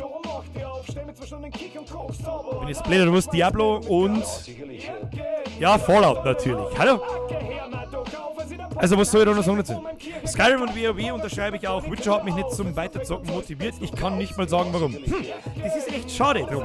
Das ist ja das Schöne, da kann man ja... wenn jemand einen Witcher nicht mag, dann frage ich mich natürlich erst einmal, wir kommen einen Witcher nicht mengen, aber Skyrim schon. Also das ist ja so ähnlich, da ist ja der Witcher... Natürlich, was Skyrim und Bethesda Games im Allgemeinen für einen schönen Vorteil haben, ist die Mods. Ja? Ohne Mods, sagen wir uns mal ganz ehrlich, dann war Fallout das größte Rotzspiel auf der ganzen Welt und es war Skyrim das größte Rotzspiel auf der ganzen Welt. Ja? Ganz ehrlich, das Spiel, das strömt über vor lauter Bugs, wenn nicht die Modder-Community... Meine Musik ist so laut, das tut mir leid. Machen wir wieder ein bisschen leiser. So. Ja, keine Ahnung, also das ist schwierig zum Dingsen. Ich möchte natürlich dann genau wissen, warum der Witcher nicht gefällt. Vielleicht kannst du mit dem Universum einfach nichts anfangen. Das war anders als Skyrim. Es war anders als Skyrim, aber ist halt so. Ich mag einen Geralt nicht, aber ich freue mich saumäßig auf Cyberpunk 2077. Das ist natürlich auch was. In Skyrim steht dein eigener Charakter nicht so krass im Fokus. Ja? Und im Witcher bist du doch, da bist ja du der Charakter in Skyrim. Ja? Da kannst du viel besser hineinversetzen als im Witcher. Da bist du der Geralt. Ja? Der hat eine Vorgeschichte, der ist wie er ist, Ende der Geschichte. Und du hast so zum Sein. Und wenn du das nicht magst, selbst dann kann das Spiel noch so gut sein. Und ich im Gegenteil muss dann ganz ehrlich sagen, ich liebe einen Geralt. Ich mag seine grantige, zynische Art. Er ist eine harte Sau.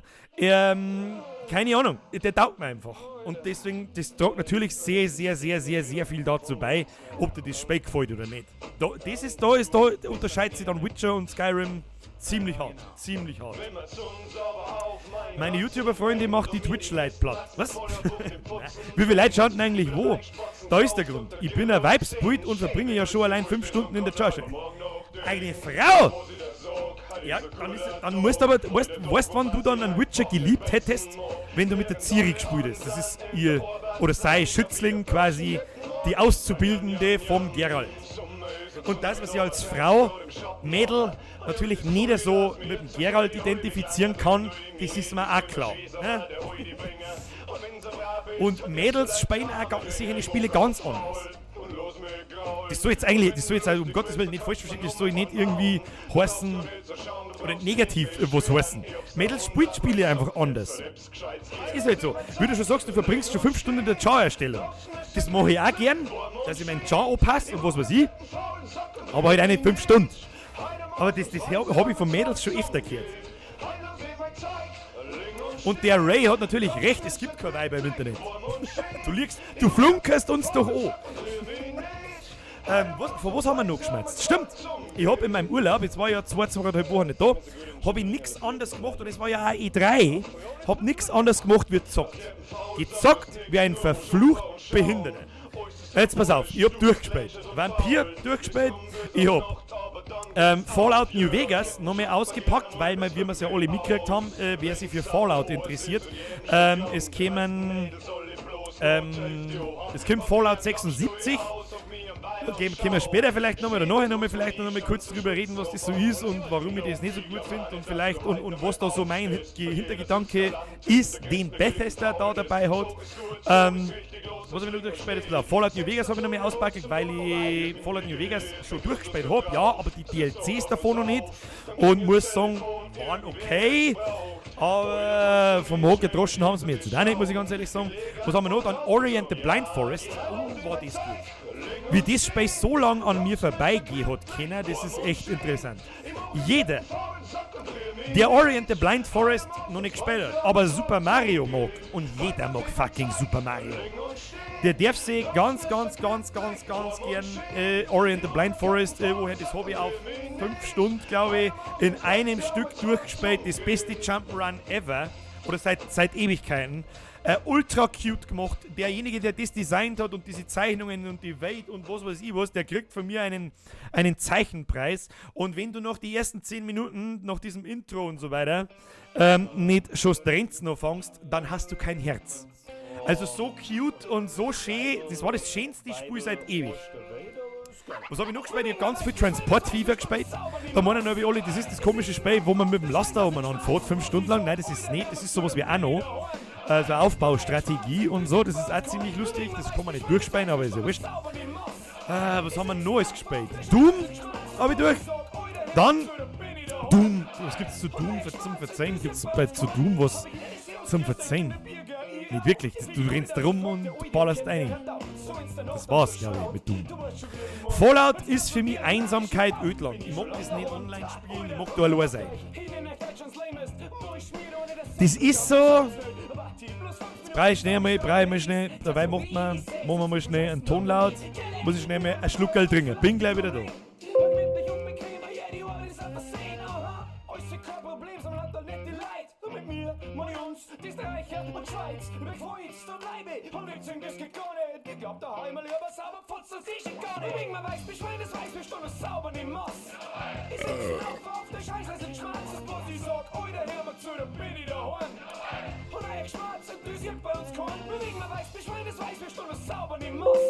So, sind wir wieder da. Und zwar, also, ich habe mir die E3 tatsächlich live angeschaut, vor allem einen Bethesda-Auftritt. Abgesehen davon, dass alle Vorgänger vom Todd Howard, vor dem Skyrim Fallout-Menschen, alles ziemlich cringy und zum Fremdschämen war. Und wie ich das gesehen habe, dass diese Leute Elder Scrolls auf dem Handy bringen, da habe ich leider Gottes das Kotzen gekriegt. Keine Ahnung. Da muss ich, da kann ich nichts sagen dazu. Ist ja wurscht. So, dann kommt Fallout 76. War ja der Trailer vorher schon da. Ja, jeder hat ja gewusst, wie, was, whatever, hier und da. Okay, jeder hat gewusst, es kommt. Entschuldigung, aber jeder hat ja bloß einen Trailer gesehen und noch kein Gameplay, hat nicht gewusst, was überhaupt los ist und überhaupt, aber jeder erst einmal so. Alle haben erst einmal vermutet, ja, Malek, so kurz auf Fallout 4 und was weiß ich, was alles für ein Scheißdreck und bla bla bla. So kurz auf Fallout 4 kommt Fallout 76. Wieso? Da bin ich erst einmal da gesessen und denke so, what the fuck, okay, also keine Ahnung, also ihr erwartet jetzt da kein vollwertiges Fallout. Irgendwas stinkt da. Dann habe ich wieder drüber nachgedacht, okay, Fallout 4 ist auch schon wieder 3 Jahre her und Bethesda released ihre Spiele nun mal im 3-Jahres-Rhythmus, wenn man sich das einmal so grob anschaut. Fallout 3 kommt 2009. Fallout New Vegas, gleiche Engine, bloß ein anderes Entwicklerteam, ist ja vollkommen wurscht, gleich 2010. Dann kommt Skyrim 2012, dann kommt Fallout 4 2015 und jetzt haben wir 2018, also ist recht naheliegend, dass ein Fallout oder Elder Scrolls Spiel kommt. Und für die Elder Scrolls, also Skyrim, quasi hätten die jetzt 2018 6 Jahre Zeit gehabt. 6 Jahre seit 2012.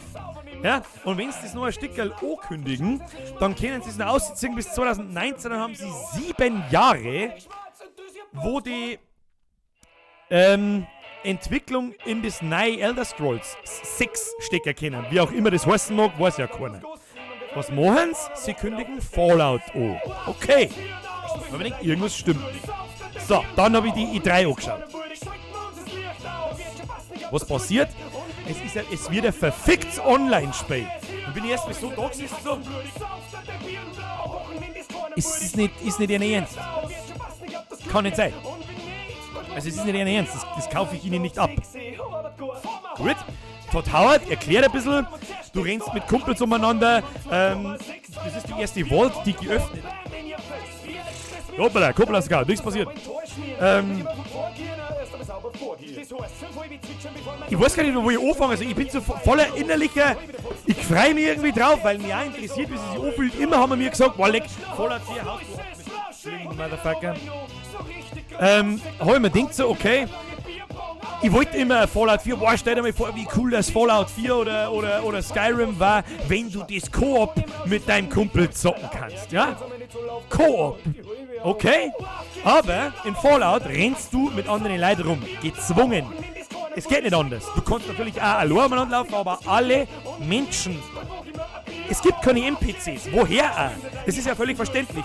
Die Fallout 76 basiert auf dem gleichnamigen Vault-Bunker. Das ist der erste Vault, der geöffnet wurde. Vorher war kein Mensch mehr an der Erdoberfläche sozusagen. Okay? Alle anderen Menschen sind Spieler. Habe ich da wirklich Bock drauf? Und mir braucht doch keiner erzählen, dass du mit fremden Leuten interagieren wirst. Das braucht mir doch keiner erzählen, da rennen doch nur Trollos umeinander und du wirst von anderen Leuten erschossen. Genauso wird's doch ich auch machen. Oh, geil, da läuft einer. Also die Frage ist, will ich das? Will ich das? Nein, will ich nicht. Jetzt passt auf, je länger ich darüber nachdenke, desto eine größere Theorie habe ich, warum Bethesda Fallout 76 ankündigt, eigentlich schon fertig hat, in 3 Monaten filmt sie ja schon, am 14. November, mit genau dem Konzept. Ohne dass es jemand vorher gewusst hat, weil das hätten sie ja aus, da hätte es einen Shitstorm Level 9000 gegeben, aber jetzt kann ja keiner mehr was machen. In 3 Monaten ist das Spiel da, es ist ja quasi schon fertig. So, und trotzdem teasern Bethesda ihre beiden Spiele, die 100%ig schon in der Mache sind. Starfield und The Elder Scrolls 6 mit einem 15-Sekunden-Trailer. So, na jetzt pass auf, jetzt kommt meine Theorie, die ich so auch übrigens noch nie von einem anderen, der sich drüber recherchiert hat oder sonst was, noch nicht gehört habe. Also die habe ich nicht irgendwo her, diese Theorie, sondern das ist jetzt quasi meine offizielle Theorie, was Bethesdas Plan ist. Und er wird euch nicht gefallen. Und ich hoffe, ich habe nicht recht. Das kommt einmal dazu. Ich hoffe, ich habe nicht recht. Und zwar, Herr Oettel, ich google nicht Naturensöhne jetzt. Zum 400, weil du es jetzt schon, glaube ich, 86 Mal geschrieben hast. So, also, Folgendes. Was ist die schwächere Marke von Bethesda? Fallout oder die Elder Scrolls? Also Skyrim. Ja? Was sind die einzigen Spiele, die es da haben in diesem Genre? Fallout und Skyrim. Und eventuell baut sie, wie soll ich sagen, reiht sie das Starfield noch ein. Ja? Ich merke, es gibt keinerlei wie soll ich sagen, es gibt keinerlei Gameplay-Szenen zu Starfield, es gibt keinerlei Gameplay-Szenen selbstverständlich zu The Elder Scrolls. Der Müli ist da mit Josef Maria L. Danke Müli, ich werde es am Seppi ausrichten.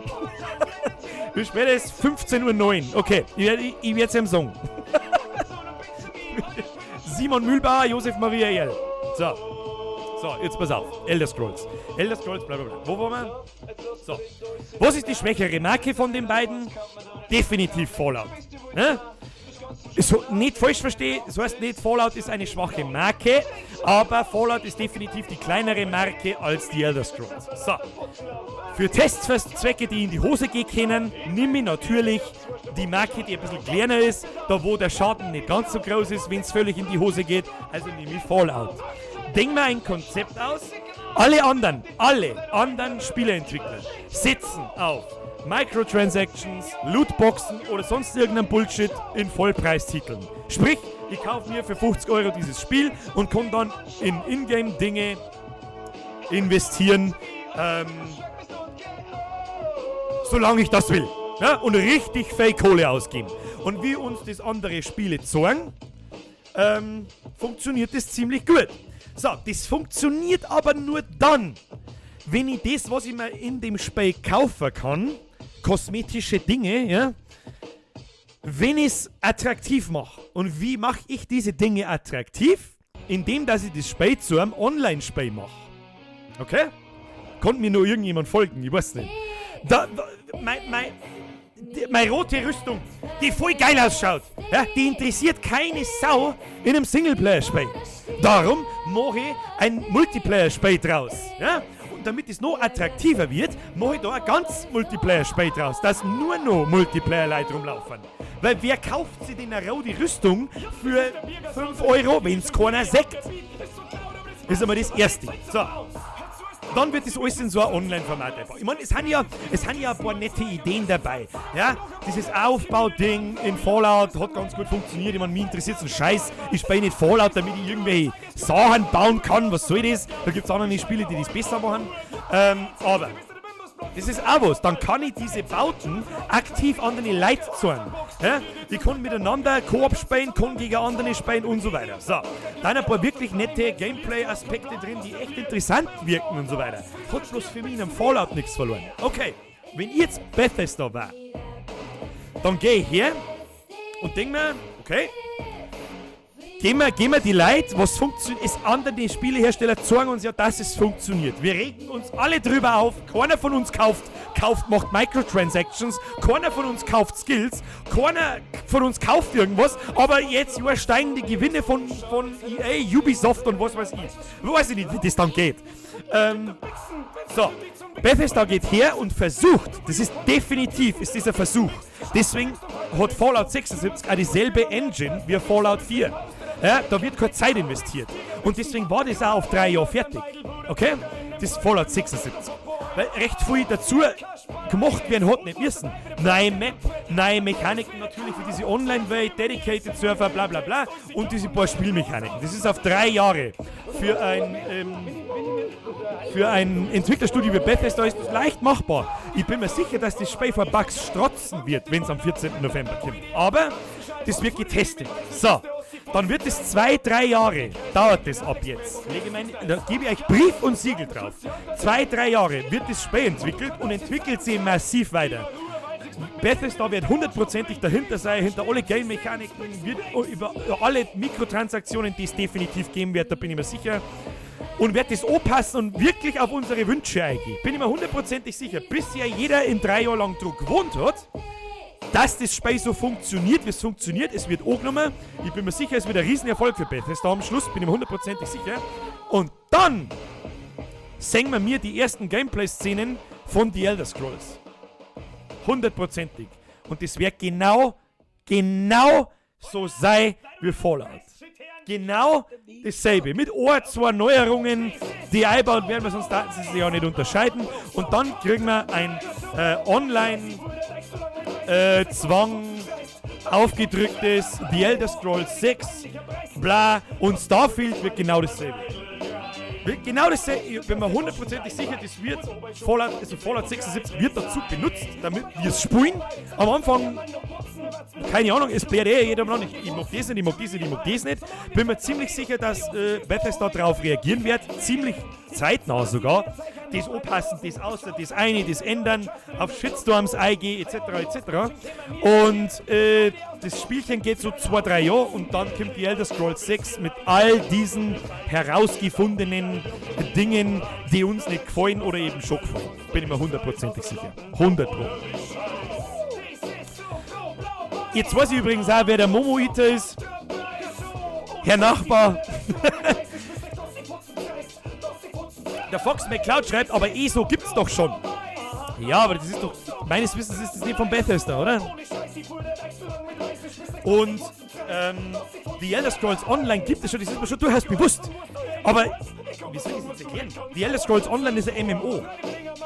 Fallout 76 ist kein MMO. Und The Elder Scrolls Online ist von ZeniMax und nicht von Bethesda. Und wenn man mal ganz ehrlich ist, ja, ich hab die Elder Scrolls Online seitdem nie wieder gespielt, aber ich hab's in der Beta gespielt und alles, was das Spiel mit Skyrim zum Tor hat, das sind seine Rassen und der Name. Und das war's dann. Ja? Das Spiel vermittelt nicht ansatzweise das Gefühl, das der Skyrim vermittelt hat. Oder Bethesda allgemein mit Fallout oder Skyrim vermittelt. Ja? Da hat die Elder Scrolls Online nichts damit zu tun, wenn du mich fragst.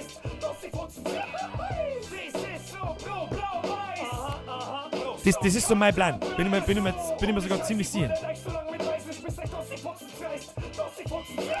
Bethesda ist Publisher. Um ehrlich zu sein, ich weiß nicht. Mir ist natürlich sehr wohl bewusst, dass die Elder Scrolls Online existiert. Das ist aber, wenn ich mir das jetzt so schaue, wie Fallout 76 funktionieren soll und wie ein MMO funktioniert. Das sind völlig verschiedene Sachen. Völlig verschieden. Da gibt's Questgeber, da gibt's Händler, da gibt's, keine Ahnung, da gibt's Dungeons, da gibt's Instanzen, da gibt's, du kannst Gruppen bilden, du musst dich auf ein PvP einlassen und im MMO ist doch immer so, du visierst deinen Gegner an mit diesem passiven Zielsystem wie in WoW halt auch. Du visierst einen Gegner an und drückst dann auf deine Tasten und machst dann deine Skills. Ja, in Fallout ist das nicht so, da gibt's keine Skills. Da ist Action... Also da ist Live-Action angesagt, ja? Da bin ich mir übrigens auch interessiert, wie es das in Skyrim dann hinkriegen, natürlich mit der Schwertkämpferei und so. Wenn das nicht auf diesem Skillsystem basieren soll. Aber ich bin mir hundertprozentig sicher, dass mindestens Starfield oder die Elder Scrolls kommt, wenn Fallout 76 so 2-3 Jahre alt ist. Und dann kriegen wir dasselbe Prinzip serviert wie Fallout 76. Hundertprozentig, Brief und Siegel. Um Gottes Willen, versteht's mich nicht falsch. Ich bete darum, dass es nicht so ist. Ich hab keinen Bock, mir in Fallout irgendwelche Rüstungen zu kaufen. Oder dass die anderen Kiddies Rüstungen kaufen und dann damit rumposen. Das ist kein Fallout für mich. Ich werde es mir kaufen, völlig bedingungslos, das ist mir klar. Ich werde mir sofort Fallout 76 kaufen und dann wird es mit Sicherheit auch Gaming-Streams wieder mal geben, so 1, 2, 3, um einfach einmal zu schauen, was passiert. Das ist so meine Theorie dahinter, was Bethesda damit vorhat. Ja? Die geringwertigste Marke, Fallout ist deswegen keine geringwertige Marke, aber es ist die geringwertigste Marke, die Bethesda hat. Zwischen Skyrim und Fallout.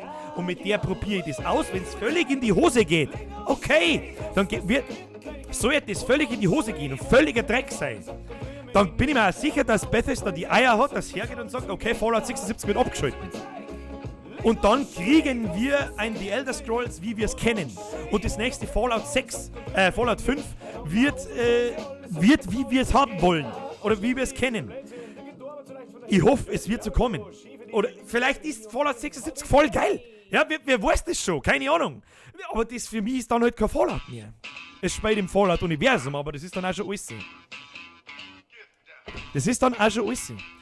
Der Darth Vader schreibt, nur das Neige. Wie lange geht denn eigentlich die Late-Night-Stream Sommerpause noch? Ich weiß nicht, sie heißt Sommerpause. Was?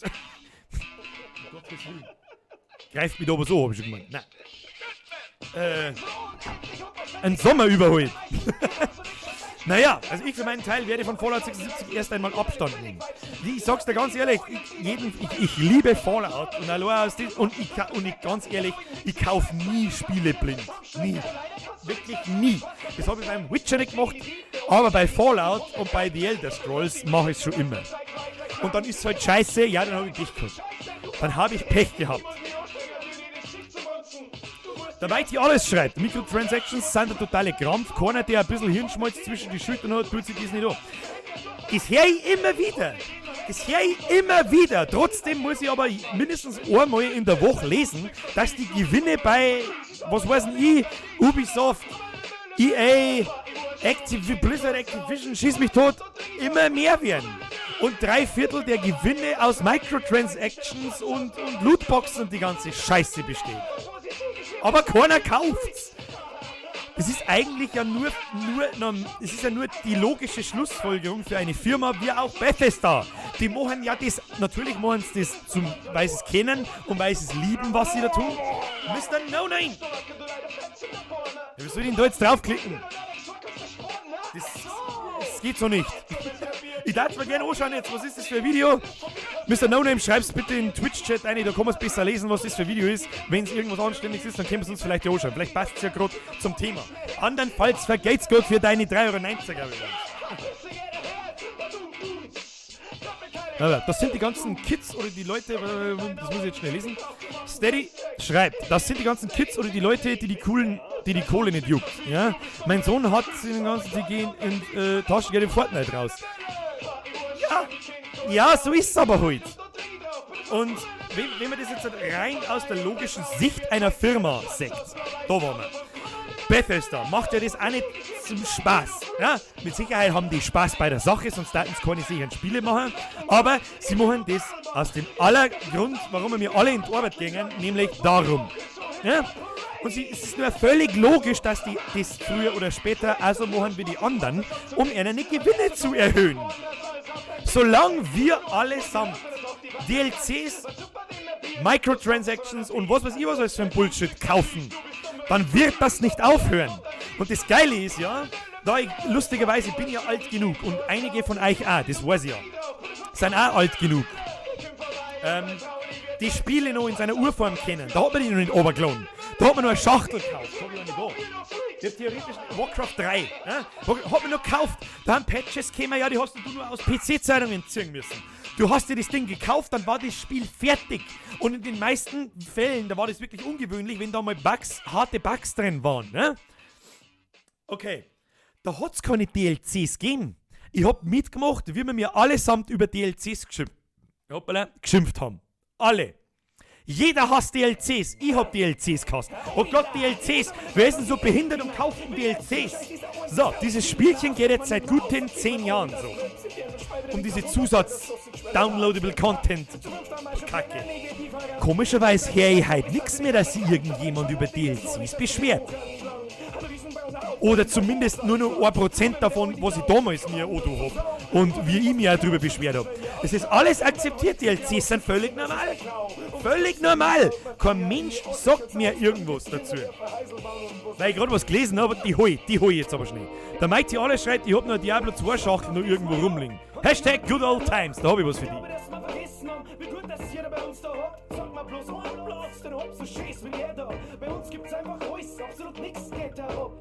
Und so stolz drauf, dass die noch so gut ausschaut.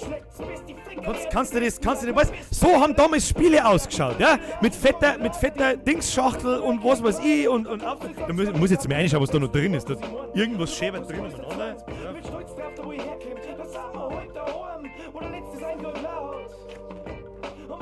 Müssen wir aufmachen. Also da ist dann so eine Schachtelbox drin. Und es ist Diablo 3 drin. Warum das da drin ist, ich weiß es nicht, aber das ist nice to know. Ich habe mich nämlich schon die ganze Zeit gefragt, habe ich das digital gekauft? Ich kaufe doch keine Spiele digital, solange noch jemand so geile Schachteln wie Blizzard macht.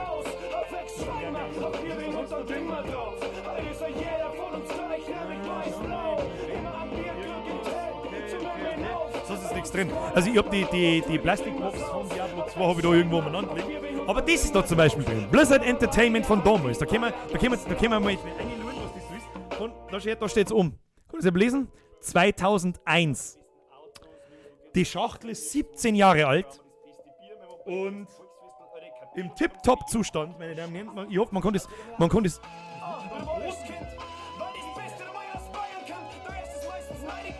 Stückchen vom Stuhl übergegangen. Jetzt pass auf. Warcraft 2 Battle.net Edition. Diablo 2. Diablo 2 Expansion. Was dann übrigens, was war Diablo 2 Extension? Lord of Destruction, glaube ich. Warum ist jetzt da auf dem Kopf? Ich weiß nicht. Sierra Games. Smurfin. Geile Leid, geile Community. Hashtag Bildersquad, Hashtag hart erkannt. Hashtag Biergesquad, Hashtag harter Kern, Hashtag merci dir. Ich habe aber auch noch in 2 meiner alten drin. Birger, rappst du? Ja. Mir geht auch nicht, dass auf der Konsole könnt ihr das Spiel überhaupt Blizzard.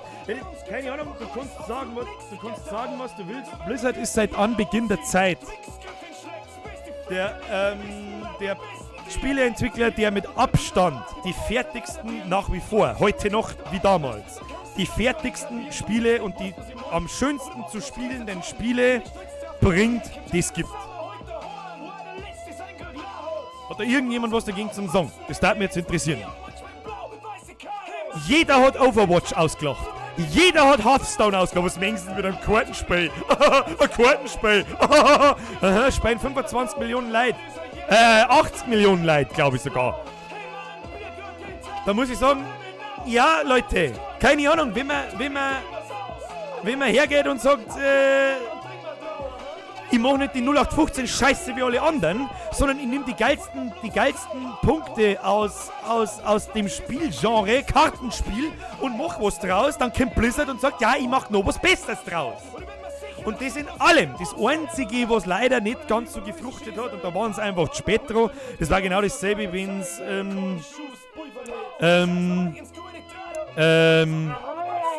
Deutschland, Schweden, Predictions. 3-1. 3-1 für Deutschland, wenn wir besser spielen. 3-1 für Schweden, wenn wir so spielen wie letzten Sonntag. Und für geht's gut, selbstverständlich.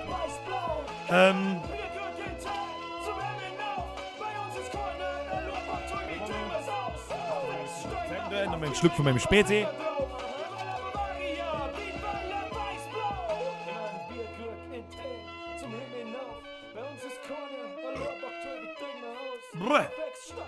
So, wo waren wir? Blizzard. Overwatch. Overwatch war für mich also ein Phänomen. Da kann ich zum Beispiel nichts damit anfangen, weil ich einfach wahrscheinlich zu alt, zu fett und zu langsam bin, keine Ahnung.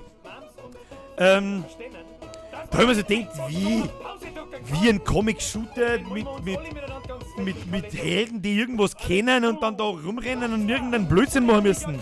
Was im Prinzip nichts anderes ist wie LOL, bloß als Shooter. Das kann nicht funktionieren. Und jetzt schaust du da an. Keine Ahnung. Ich weiß nicht, wie ich das beschreiben soll. Blizzard-Spiele, du setzt dich an ein Blizzard-Spiel hin und es macht Spaß. Aus. Sofort. Sofort. Außer WoW. Und mittlerweile auch WoW, weil mittlerweile ist es so vercasualisiert, dass keiner mehr spielt. Ja, oder es spielen doch nur 9 Millionen Leute. Das einzige monatlich bezahlte MMO der Welt, wenn du mich fragst. Neben Eve.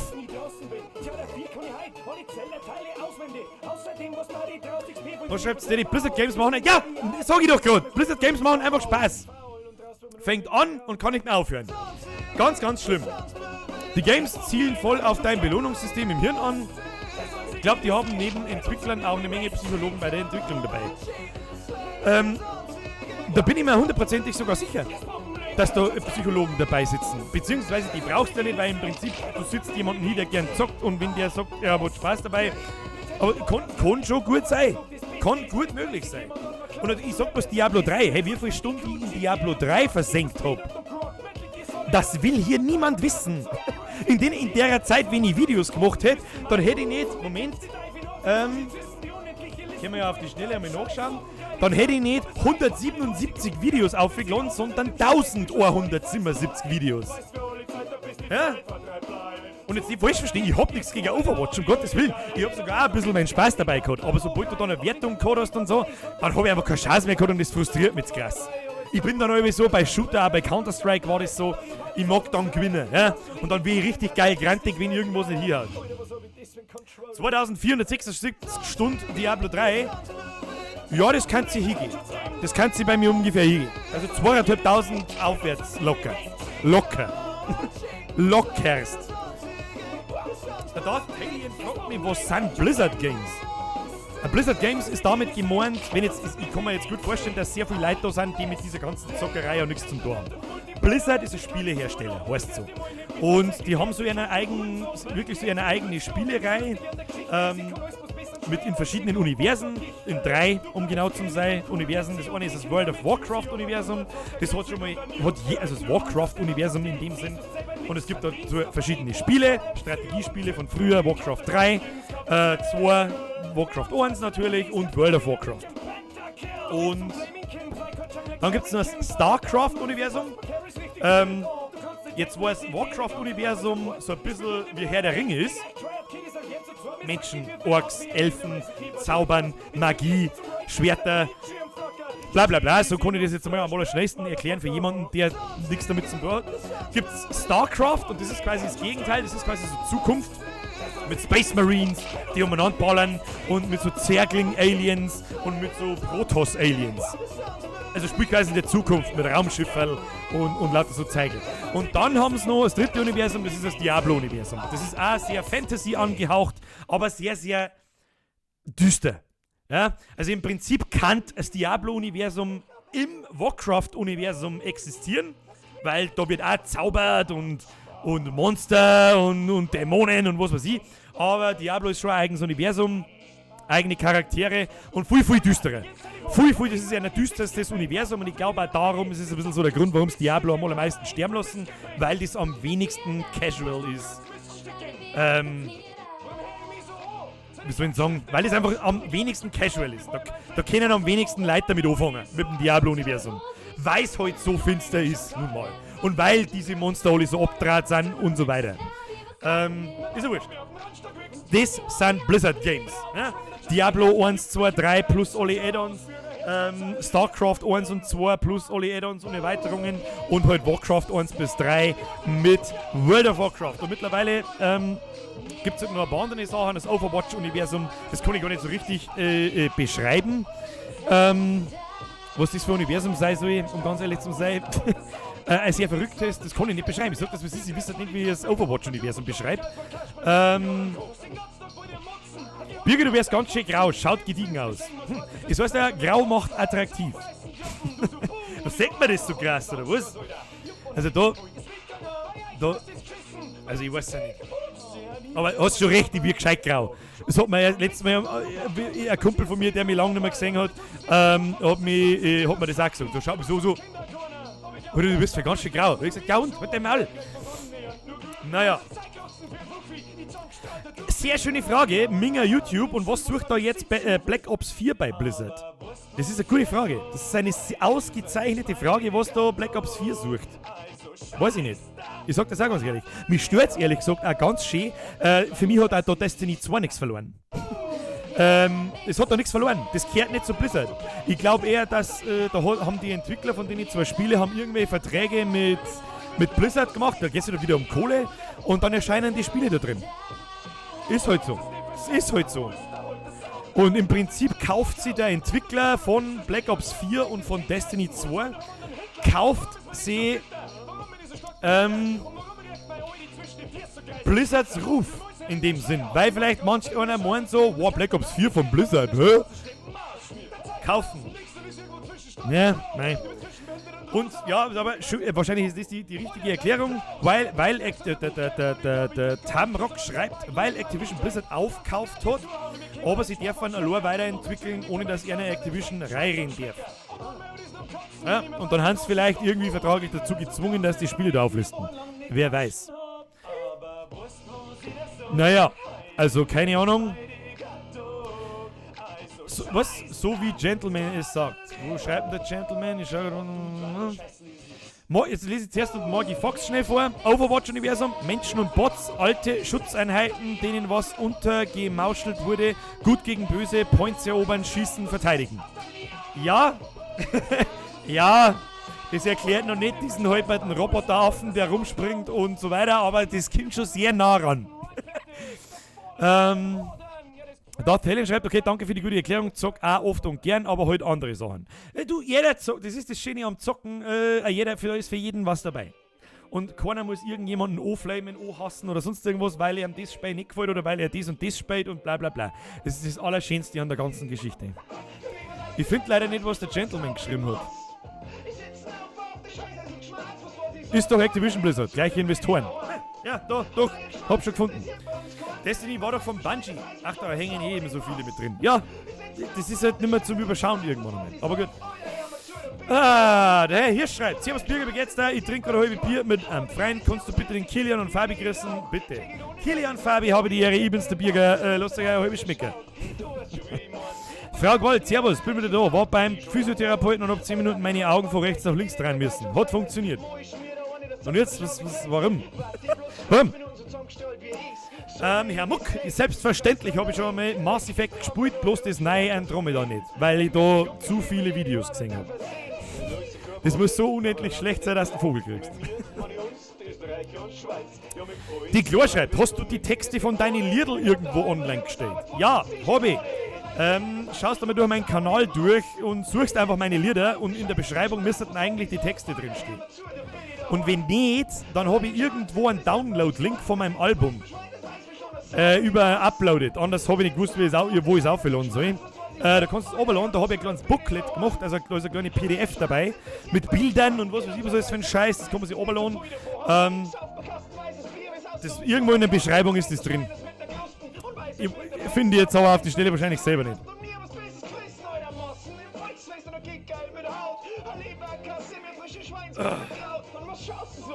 Der Official Patrick, bei Steam ist zurzeit nichts außer PUBG. Das ist bei mir genauso. Das ist bei mir ganz genauso. Über Steam läuft bei mir auch fast nichts außer PUBG. Oh, der Killerkeks schreit noch was, über das ich schon die ganze Zeit schmatzen wollte. Ja, über Cyberpunk 2077. Die Frage ist, da gibt es aber nicht so viel zum Schmatzen. Ich bin auch gefixt wie jeder andere, angehypt wie jeder andere. Wenn CD Projekt das genauso gut hinkriegt wie ein Witcher. Fertig, zusammen. Blizzard ist schon gut, OWR, es gibt nichts Besseres als Mario Kart 64 mit Aboa-Spätzeln. Heutzutage WoA keiner mehr, dass man auch in einem Raum zu viel zocken kann. Stimmt, da haben sie die Zeiten ein bisschen geändert, aber das ist halt und ja, erstmal vergeht's Gott, natürlich, und ja, Mario Kart 64 geht immer, das ist schon klar. Aber, keine Ahnung, die Zeiten haben sich einfach geändert, da sitzt man nicht mehr so zusammen, wie das früher war. Das ist einfach nicht mehr so. Ist nicht mehr so. Und der Kultur schreibt, PUBG geht mir am Sack, weil ich unbegründet gebannt bin. Was? Ernsthaft, oder was? Was ist das für Dreck? Weiß ich nicht, was ich dazu sagen soll, was du da kannst. Da darf man allerdings auch auf den Sack gehen, muss ich ganz ehrlich sagen. Naja. Ich zock nicht so viel, ich spiele Fortnite nur, weil es nichts kostet. Ja, das ist übrigens auch der Erfolg von, warum Fortnite den Erfolg hat. Aber sagt es keinem. Der Tamrock schreibt, wie findest du eigentlich alte Strategiespiele? Zum Beispiel Stronghold, Crusader oder Command & Conquer? Habe ich geliebt. Stronghold habe ich geliebt, Command & Conquer, Alarmstufe Rot habe ich geliebt, Generals habe ich natürlich geliebt. Was dann draus geworden ist, habe ich fast das Warner angefangen, leider Gottes, aber gut. Naja. Ja. Die Zeit der Strategiespiele ist aber heute so gut wie vorbei. Sag ich dir ganz ehrlich.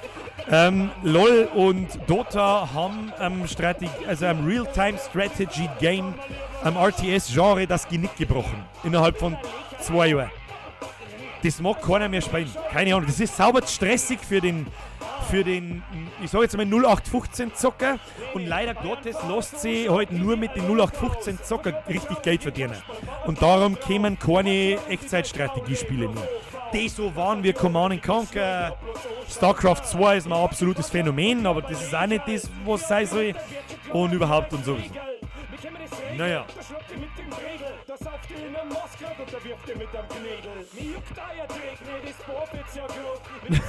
Das neue Command & Conquer, ich habe jetzt darauf gewartet, dass das kommt. Der Herr Eichberger schreibt, das neue Command & Conquer geht nur mehr am Handy, scheiß EA. Ja, das ist auch alles, bloß kein Command & Conquer. Also das ist wirklich, da könnte man ein bisschen Kotze aus. Furchtbar, brutal. Keine Ahnung. Aber der Herr Muck schreibt, ich freue mich auf das neue Anno. Ja, und da bist du nicht allein. Das ist einer der größten Freuden in dem Jahr für mich.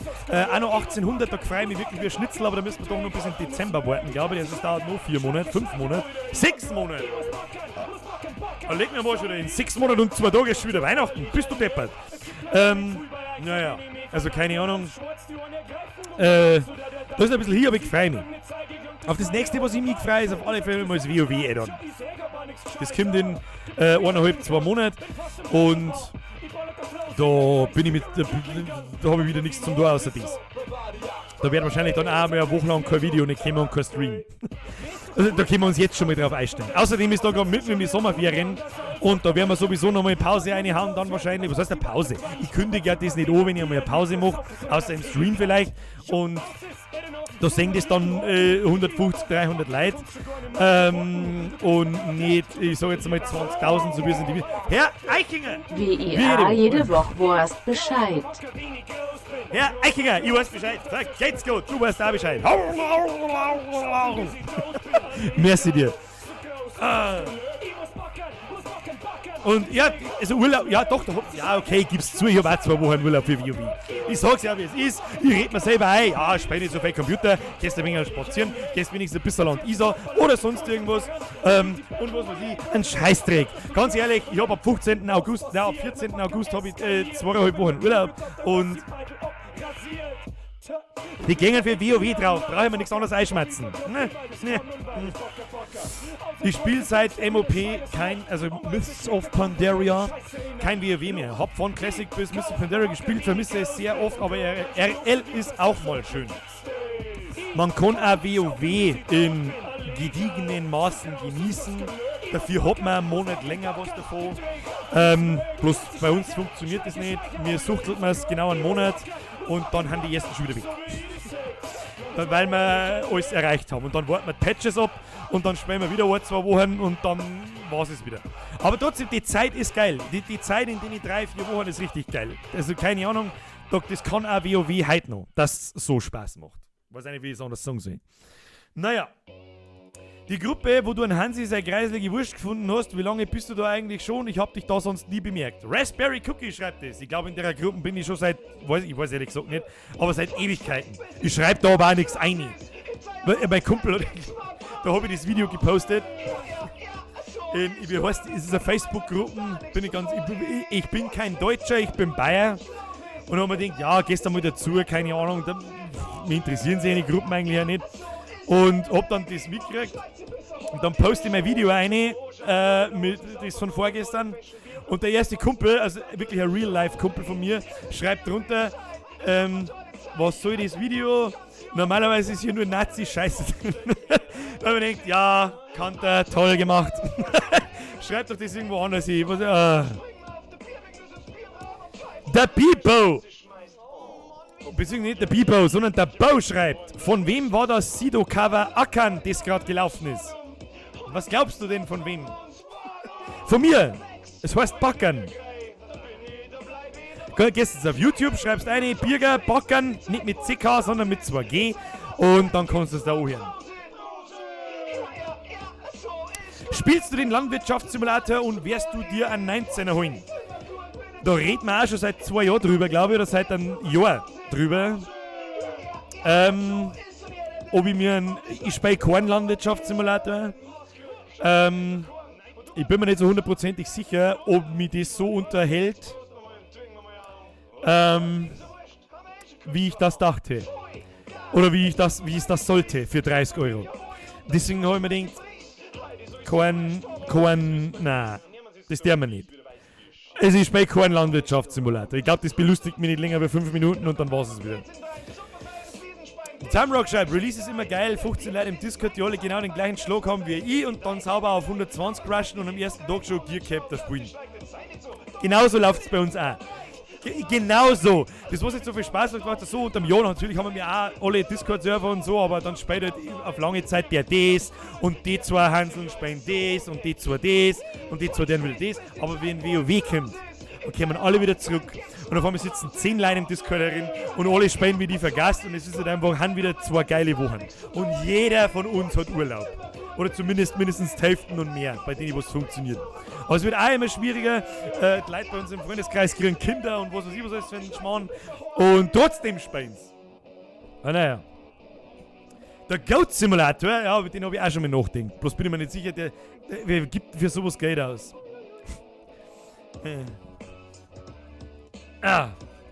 Der Killerkeks fragt mich, sagst du Autorennen? Nimmer. Bin nimmer so der, was heißt, war ja nie. Bin nicht so der Auto, ich bin generell nicht so der Autofan. Es gibt ja über diese Autoverrückten, da gehöre ich definitiv nicht dazu. Also die Faszination Auto, das ist was, das kann ich nicht nachvollziehen.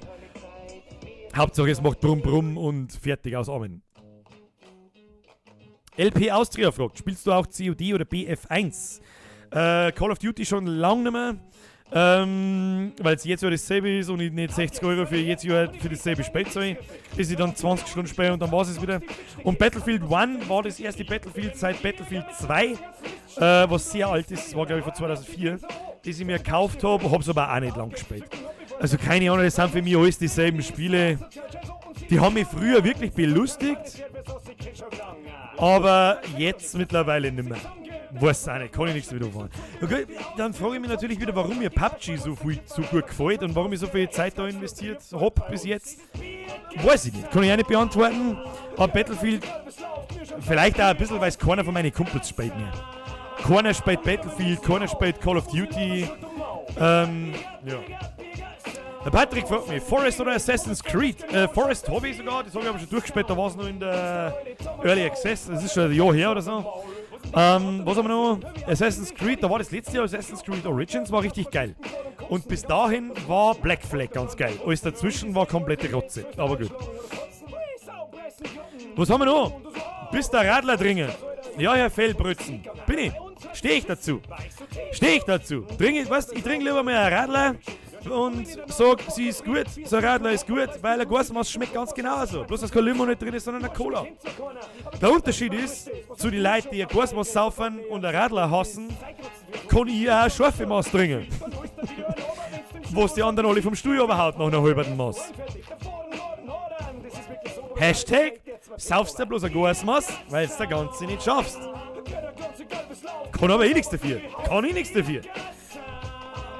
Was spielst denn du in Battle for Azeroth für eine Klasse und hast schon das neue WoW-Bier gelesen? Nein. Neues Buch nicht gelesen. Klasse werde ich wahrscheinlich an Frostmage spielen. Glaube ich. Keine Ahnung, vielleicht backelt ja meinen Schurken noch mehr aus. Ich weiß nicht. Wobei ich keinen Bock auf Milis mehr habe irgendwie. Und ich habe im letzten Add-on einen Fire Mage gespielt.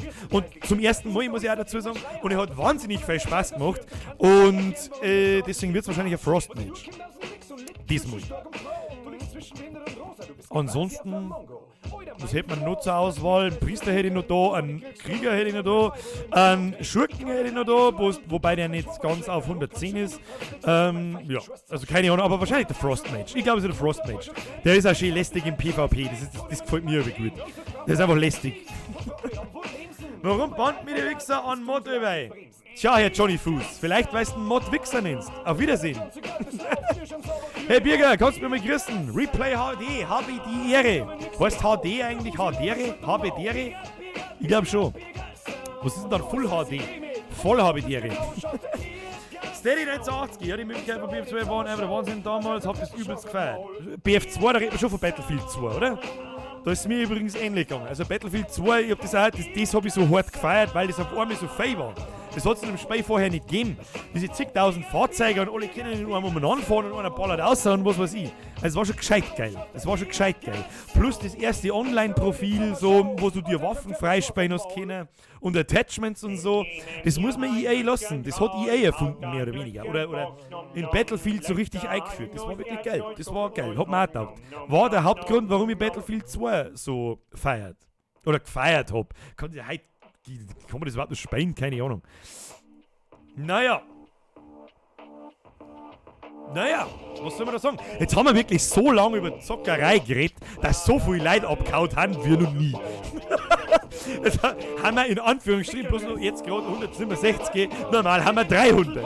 Und das passiert natürlich, sobald ich zum Schmatzen anfange übers Zocken. Ist aber interessant, dass immer noch so viele Leute da sind, wenn ich so lange übers Zocken rede. Wir haben jetzt, glaube ich, eine Stunde lang übers Zocken reden. Also keine Ahnung, wir werden auch nächste Woche wieder übers Zocken reden, weil das halt nun mal so ist. Der Gehsteigpanzer ist da. Was hat er denn da? Das Preisen versenken Video, ich kenn's schon. Ich kenne es schon. So. Die klar, wo geht's denn ihr mit eurem Hund spazieren? Hab seit ein paar Tagen einen und darf gerne mal an der Isar gehen. Ist da etwas? Das wollte ich jetzt gerade sagen. Also wir gehen natürlich an der Isar spazieren. Da ist links und rechts ein Radlweg dort und besser geht's nicht. Da gehst du Runden und Bruck rundherum und fertig und dann war's es. Also, nicht jetzt, dass jetzt dann die ganze Isar überflutet ist von Leuten, die hoffen, dass sie mich beim Spazieren treffen. Aber ja. Der Fox McCloud, ich muss jetzt auch leider weg, aber nicht wegen am Zocken reden, muss einkaufen und so. Wünsche euch das. Du, Leute, mir geht's ähnlich. Wir haben ja schon wieder 2 Stunden da am Start und irgendwann haben wir mal gesagt, im Sommer dauern Streams nicht länger wie 1,5. Muss halt, heute haben wir mal wieder seit langer Zeit, muss ich auch ganz ehrlich gestehen, es war ja vor der kleinen Sommerpause, war ja auch mal, das hat man auch mit Sicherheit auch gemerkt, es gehen irgendwann nochmal die Gesprächsthemen aus. Es hilft ja nicht, naja, der Dark Royal fragt mich, hey Birger, magst du den Heider? Florian ist ein bayerischer YouTuber. Es war jetzt ein bisschen seltsam, wenn einen Heider nicht kennen hat und wer mag einen Heider denn nicht? Ist die Frage, wie kann man denn den nicht mengen? Verstehe ich nicht. Naja, Stadi schreibt, hey, nichts gegen Preisen. Also in dem Stream hier muss man schon ein dickes Fell haben. Ja, also wenn du natürlich freiwillig sagst, du bist nicht von da, dann musst du ein dickes Fell haben, ja. Ich finde es viel interessanter, finde ich natürlich, wenn du jetzt Wort verstehst, das ich verzeihe. Das finde ich gut. Wir haben ja allesamt gelernt. Ja? Ein Preis ist ja nicht gleich ein Preis, sondern du bist erst dann ein Preis, wenn du die verholst wie ein Preis. Okay? Und die Steady 1980 verholt sie nicht wie ein Preis. Damit ist es auch kein Preis. Nicht? Ich bin ein Zugreiste. Ich kann sogar schreiben. Was ist denn da? Was hast denn du zu befürchten? was hast denn du zu befürchten? Jetzt wo schon wieder so viel Leute fragen. Wie heißt denn die Musi? Also, das machen wir jetzt alles zu, das machen wir auch weg. So, wie heißt die Muse? Birger, wie heißt denn die Muse? Schon mal Birger Musik eingeben? Schon mal gemacht? Nein? Okay. Ich suche jetzt eine Playlist aus, okay? Playlist. Obacht. So, wo ist's? Weitere 8 Elemente zeigen. Wo ist denn? Da gehst her. Da frage ich mich schon. So. Manchmal da frage ich mich schon, wieso, dass ich eigentlich frage. So.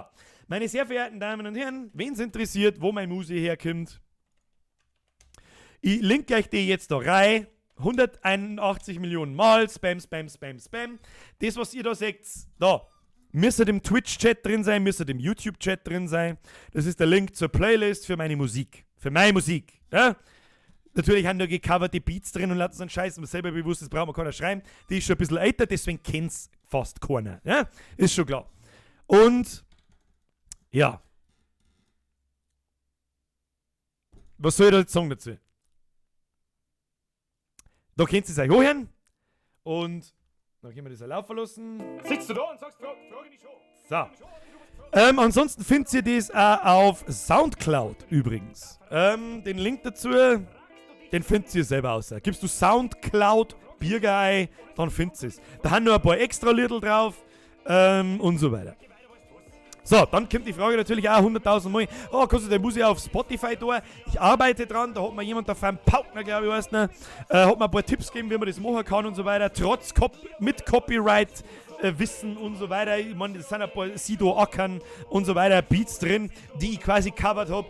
Und da ist es nicht ganz so einfach, das auf Spotify zu bringen. Hat mir aber jemand gesagt, wie man das machen kann. Dann wird das überprüft, ob das alles seine Richtigkeit hat und dann ja. Jo. Schauen wir mal, vielleicht schafft man es den Sommer noch, dass wir das irgendwann auf Spotify bringen. Ich würde es auch gerne auf Spotify singen, muss ich ganz ehrlich sagen. Ich weiß zwar immer noch nicht, wie das geht, ich habe mich noch nicht damit befasst, aber das kriegen wir schon noch hin. Birger, reich Hirn aus beim JMC. Was ist ein JMC? Irgendein Musiklabel, keine Ahnung. Lieber nicht. Frau Kulzer, lass dir deine Spaghetti schmecken. Wo, Frau Kulzer? Wo ist Frau Kulzer? Ich mag auch Spaghetti. Somebody touch my Spaghetti. Spaghetti.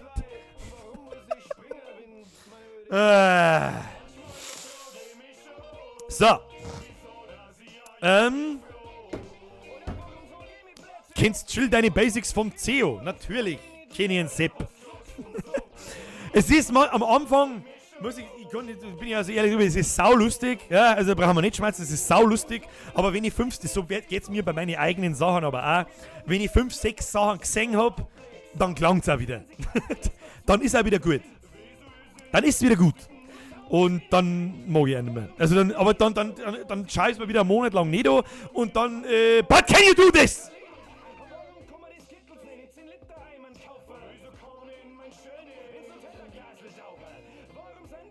Warum kann ich mein Shell nicht ins Nutella-Glasel tauchen? Das ist einmal die allerwichtigste Frage von allen.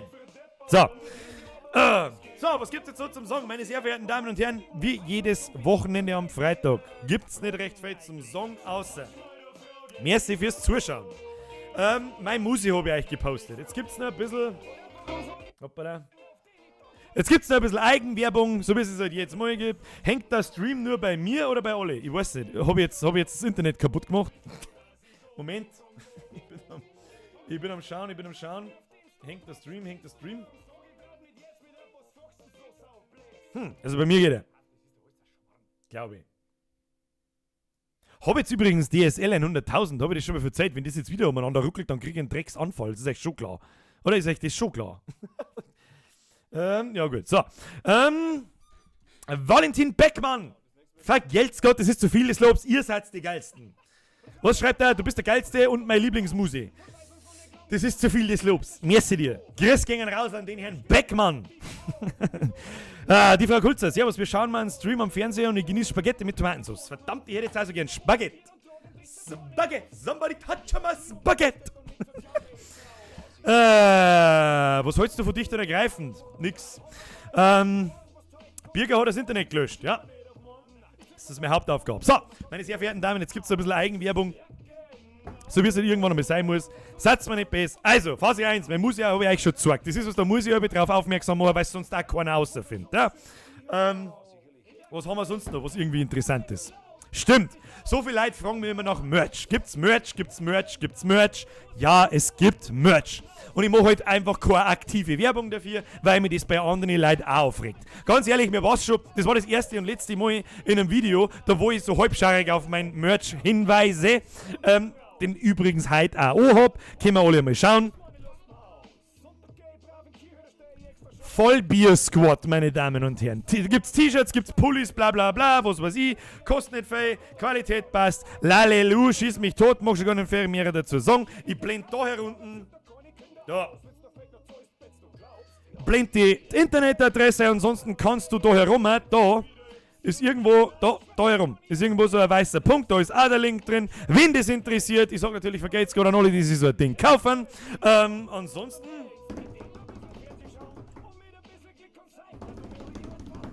Weiß ich auch nicht. Wann hat dich das letzte Mal wer beim Bierkaufen nach dem Ausweis gefragt? Mo! Ganz ehrlich, das glaubt mir jetzt keiner, weil das hört sich jetzt so an, als ob ich das jetzt verzeihen darf, weil es gerade so schön passt. Ich schwöre bei Gott, vor nicht einmal 2 Monaten. Ganz ehrlich. Ich meine, jeder weiß, wie ich ausschaue, okay? Ich war selber perplex. Ich habe allerdings kein Bier nicht gekauft. Ich habe eine Flaschen Captain Morgan gekauft und stehe an der Kasse. Und dann schaut mir die Frau so an, die mich übrigens auch erst seit 15 Jahren kennt oder so. Ja, haben Sie Ihren Ausweis dabei? Und ich so, echt jetzt? Und dann hat sie gelacht und ich habe auch gelacht und gesagt, ja, echt jetzt. Und dann habe ich gesagt, das ist ja nicht ernst, oder? Ja, sie, ja, warum? Habe ich gesagt, echt jetzt? Dann habe ich ihr das so gesagt, dann hat sie gesehen, wie alt ich bin. Und ich gesagt, ja, sie haben so unbeschädigte Hände. Ja, das liegt vielleicht daran, dass ich noch nie körperlich in meinem Leben gearbeitet habe. Weil ich halt ein Computerdepp bin. Was soll ich machen? Was soll ich machen? Naja.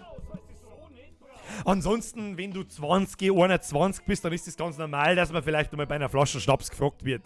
Keiner mit 21 schaut aus, als war er 30 und älter. Keiner. Da kannst du so einen fetten Vollbart in der Futzen haben. Scheißegal. Hashtag IT-Hände. Genau. Der Herr Schleipfer schreibt Penner. Das war der geistreichste Kommentar bis heute. Bis jetzt. Na, bis heute. Hashtag unbeschädigte Hände. Die Hände sind so sanft. Ich glaube, das hat's gesagt. Ohne dass es angelangt hat. Also sie ist nicht hergegangen und hat mich angestreichelt. Das war geil gewesen.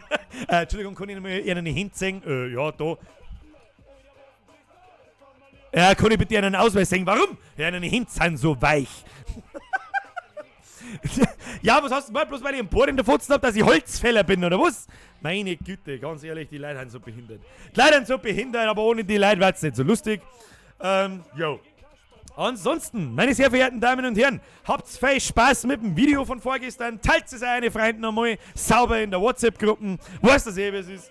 Der Stückl fragt mich, ob ich ein blauer oder ein roter bin. Hey, Bayern ist weiß-blau und nicht rot-blau wie ein Kasperl seine Frau. Ich weiß schon, das hören alle Bayern-Fans jetzt wieder ganz gern. Aber bevor es mit ihnen nicht super schlauen, euer Hass ist unser Stolz, Scheißdreck, Kackwurst, daherkommen, hau ich einfach ab und sag, das war schon so. Christian, dafür weißt du jetzt, wo du wohnst. Was? Dafür weiß jetzt, wo du wohnst. Deswegen. Was? Man weiß immer, wo ich wohne. Jeder weiß, wo ich wohne. Zu mir hat der Türsteher mal gesagt, ich sollte bei Cap und bei Brille runter tun. Also wenn er zu mir sagt, tu dein Brillen runter, dann muss ich sagen, ja, dann finde ich aber nicht mehr eine. Naja. Meine sehr verehrten Damen und Herren. Wie jeden Freitag, ab 14:30 Uhr, 14 Uhr, haben wir schon wieder 2 Stunden da. Es ist mir eine Ehre, Sie belustigen zu dürfen. Und man soll bekanntlicherweise aufhören, wenn es am schönsten ist. Ich werde jetzt dann mal zur Hundeschule fahren. Das ist einmal das Erste, was ich jetzt heute tue. Vielleicht, wenn die Frau jetzt dann schon daheim ist und wir da hinfahren. Und dann werde ich den ganzen Abend PUBG spielen. Heute ist die neue Map rausgekommen. Da bin ich wirklich einmal gespannt. Ich habe es wirklich nicht geschafft, dass ich einmal den Testserver installiere und die Map da ausprobiere. Deswegen werde ich das heute machen. Ziemlich ausführlich. Vielleicht auch bloß 2 Runden und dann saufe ich meinen Rauscher und dann war es schon.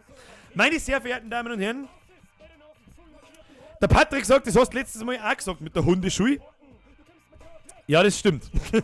das stimmt und dann hat's nicht hack geduscht. Heute ist, glaube ich, auch übrigens die letzte Session. Es waren, glaube ich, 7 Sessions oder so in der Hundeschule und heute ist die letzte. Das Neo Streaming fragt noch eine wichtige Frage, die auch jetzt mal gefragt wird. Hey, Alter, wie wird man VIP? Und was ist überhaupt so ein VIP? Am Schluss erlaube ich meinem Stream ein bisschen Eigenwerbung. Ja, das hat mittlerweile auch schon jeder mitgekriegt, obwohl es so sauber zuwider ist, aber sonst darf es ja nicht fragen. Jetzt passt auf. Und zwar, VIP. Es sind die Leute, die da im Chat, beziehungsweise bei euch im YouTube-Chat dieses kleine VIP-Mackerl haben. Das ist wie bei Twitch, eine Subscription. Das bedeutet, das kostet euch 5 Euro im Monat. Ja? Und davon gingen 2/3 an mich. Jeden Monat, so lange, bis ihr das kündigt. Dafür kriegt ihr von YouTube ein paar Special-Emojis und so ein kleiner Flag im Chat drin und bei mir im Discord-Channel. Den Link zum Discord-Channel findet ihr übrigens da unten. Ein kleiner Special-Status für ein paar spezielle Channels, wo es nur ihr eine kennt. So, das war das Erste. Wie wird man das? Am PC ist über dem Chat, bei euch über dem Chat, ein kleiner Knopf, da steht dort Unterstützer werden. Ansonsten, wenn du am Handy zuschaust, geht das nur, wenn du YouTube Gaming App runtergeladen hast. Dann kannst du da auf Unterstützer werden drücken und dann geht das da. Und dann kriegt erst einmal jeder VIP kriegt erst einmal einen Special Gruß.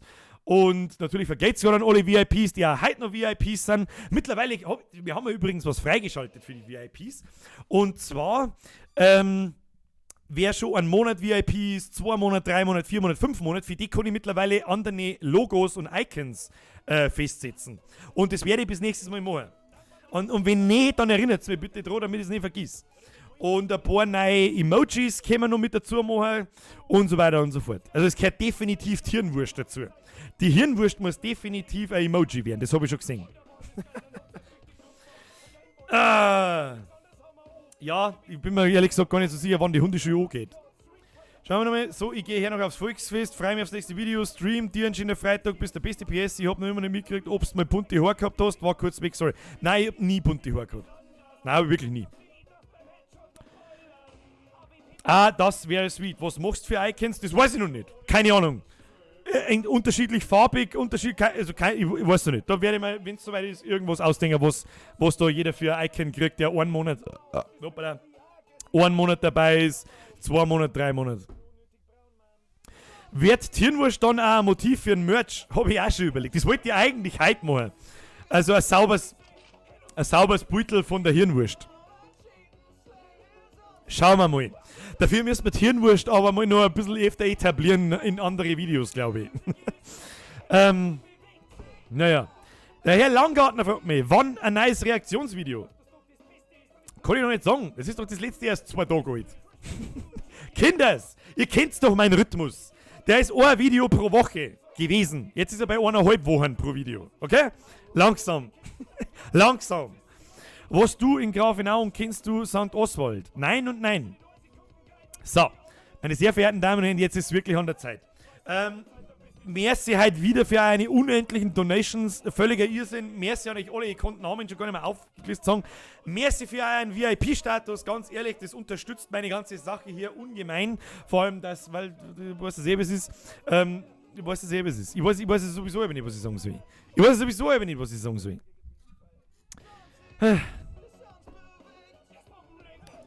nicht, was ich sagen soll. Meine sehr verehrten Damen und Herren, man soll immer aufhören, wenn es am schönsten ist. Jetzt ist es einmal wirklich.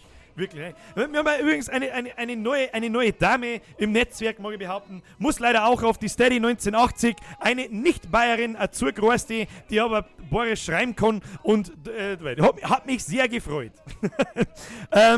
Ja, YouTube, Twitch. Habt's ein schönes Wochenende. Wir werden uns wahrscheinlich nächsten Freitag nicht sehen, weil nächsten Freitag bei uns Volksfest ist. Sondern erst wieder in 2 Wochen. Ja. Ganz ehrlich, schleicht euch endlich und fangt was Gescheites mit eurem Leben und schaut's nicht mir beim Scheiße labern zu. Habe die Ehre, hat Spaß gemacht, wie immer. Schönes Wochenende, bis übernächste Woche. Nicht, dass es wieder heißt, ich hab's nicht gesagt. Habe die Ehre.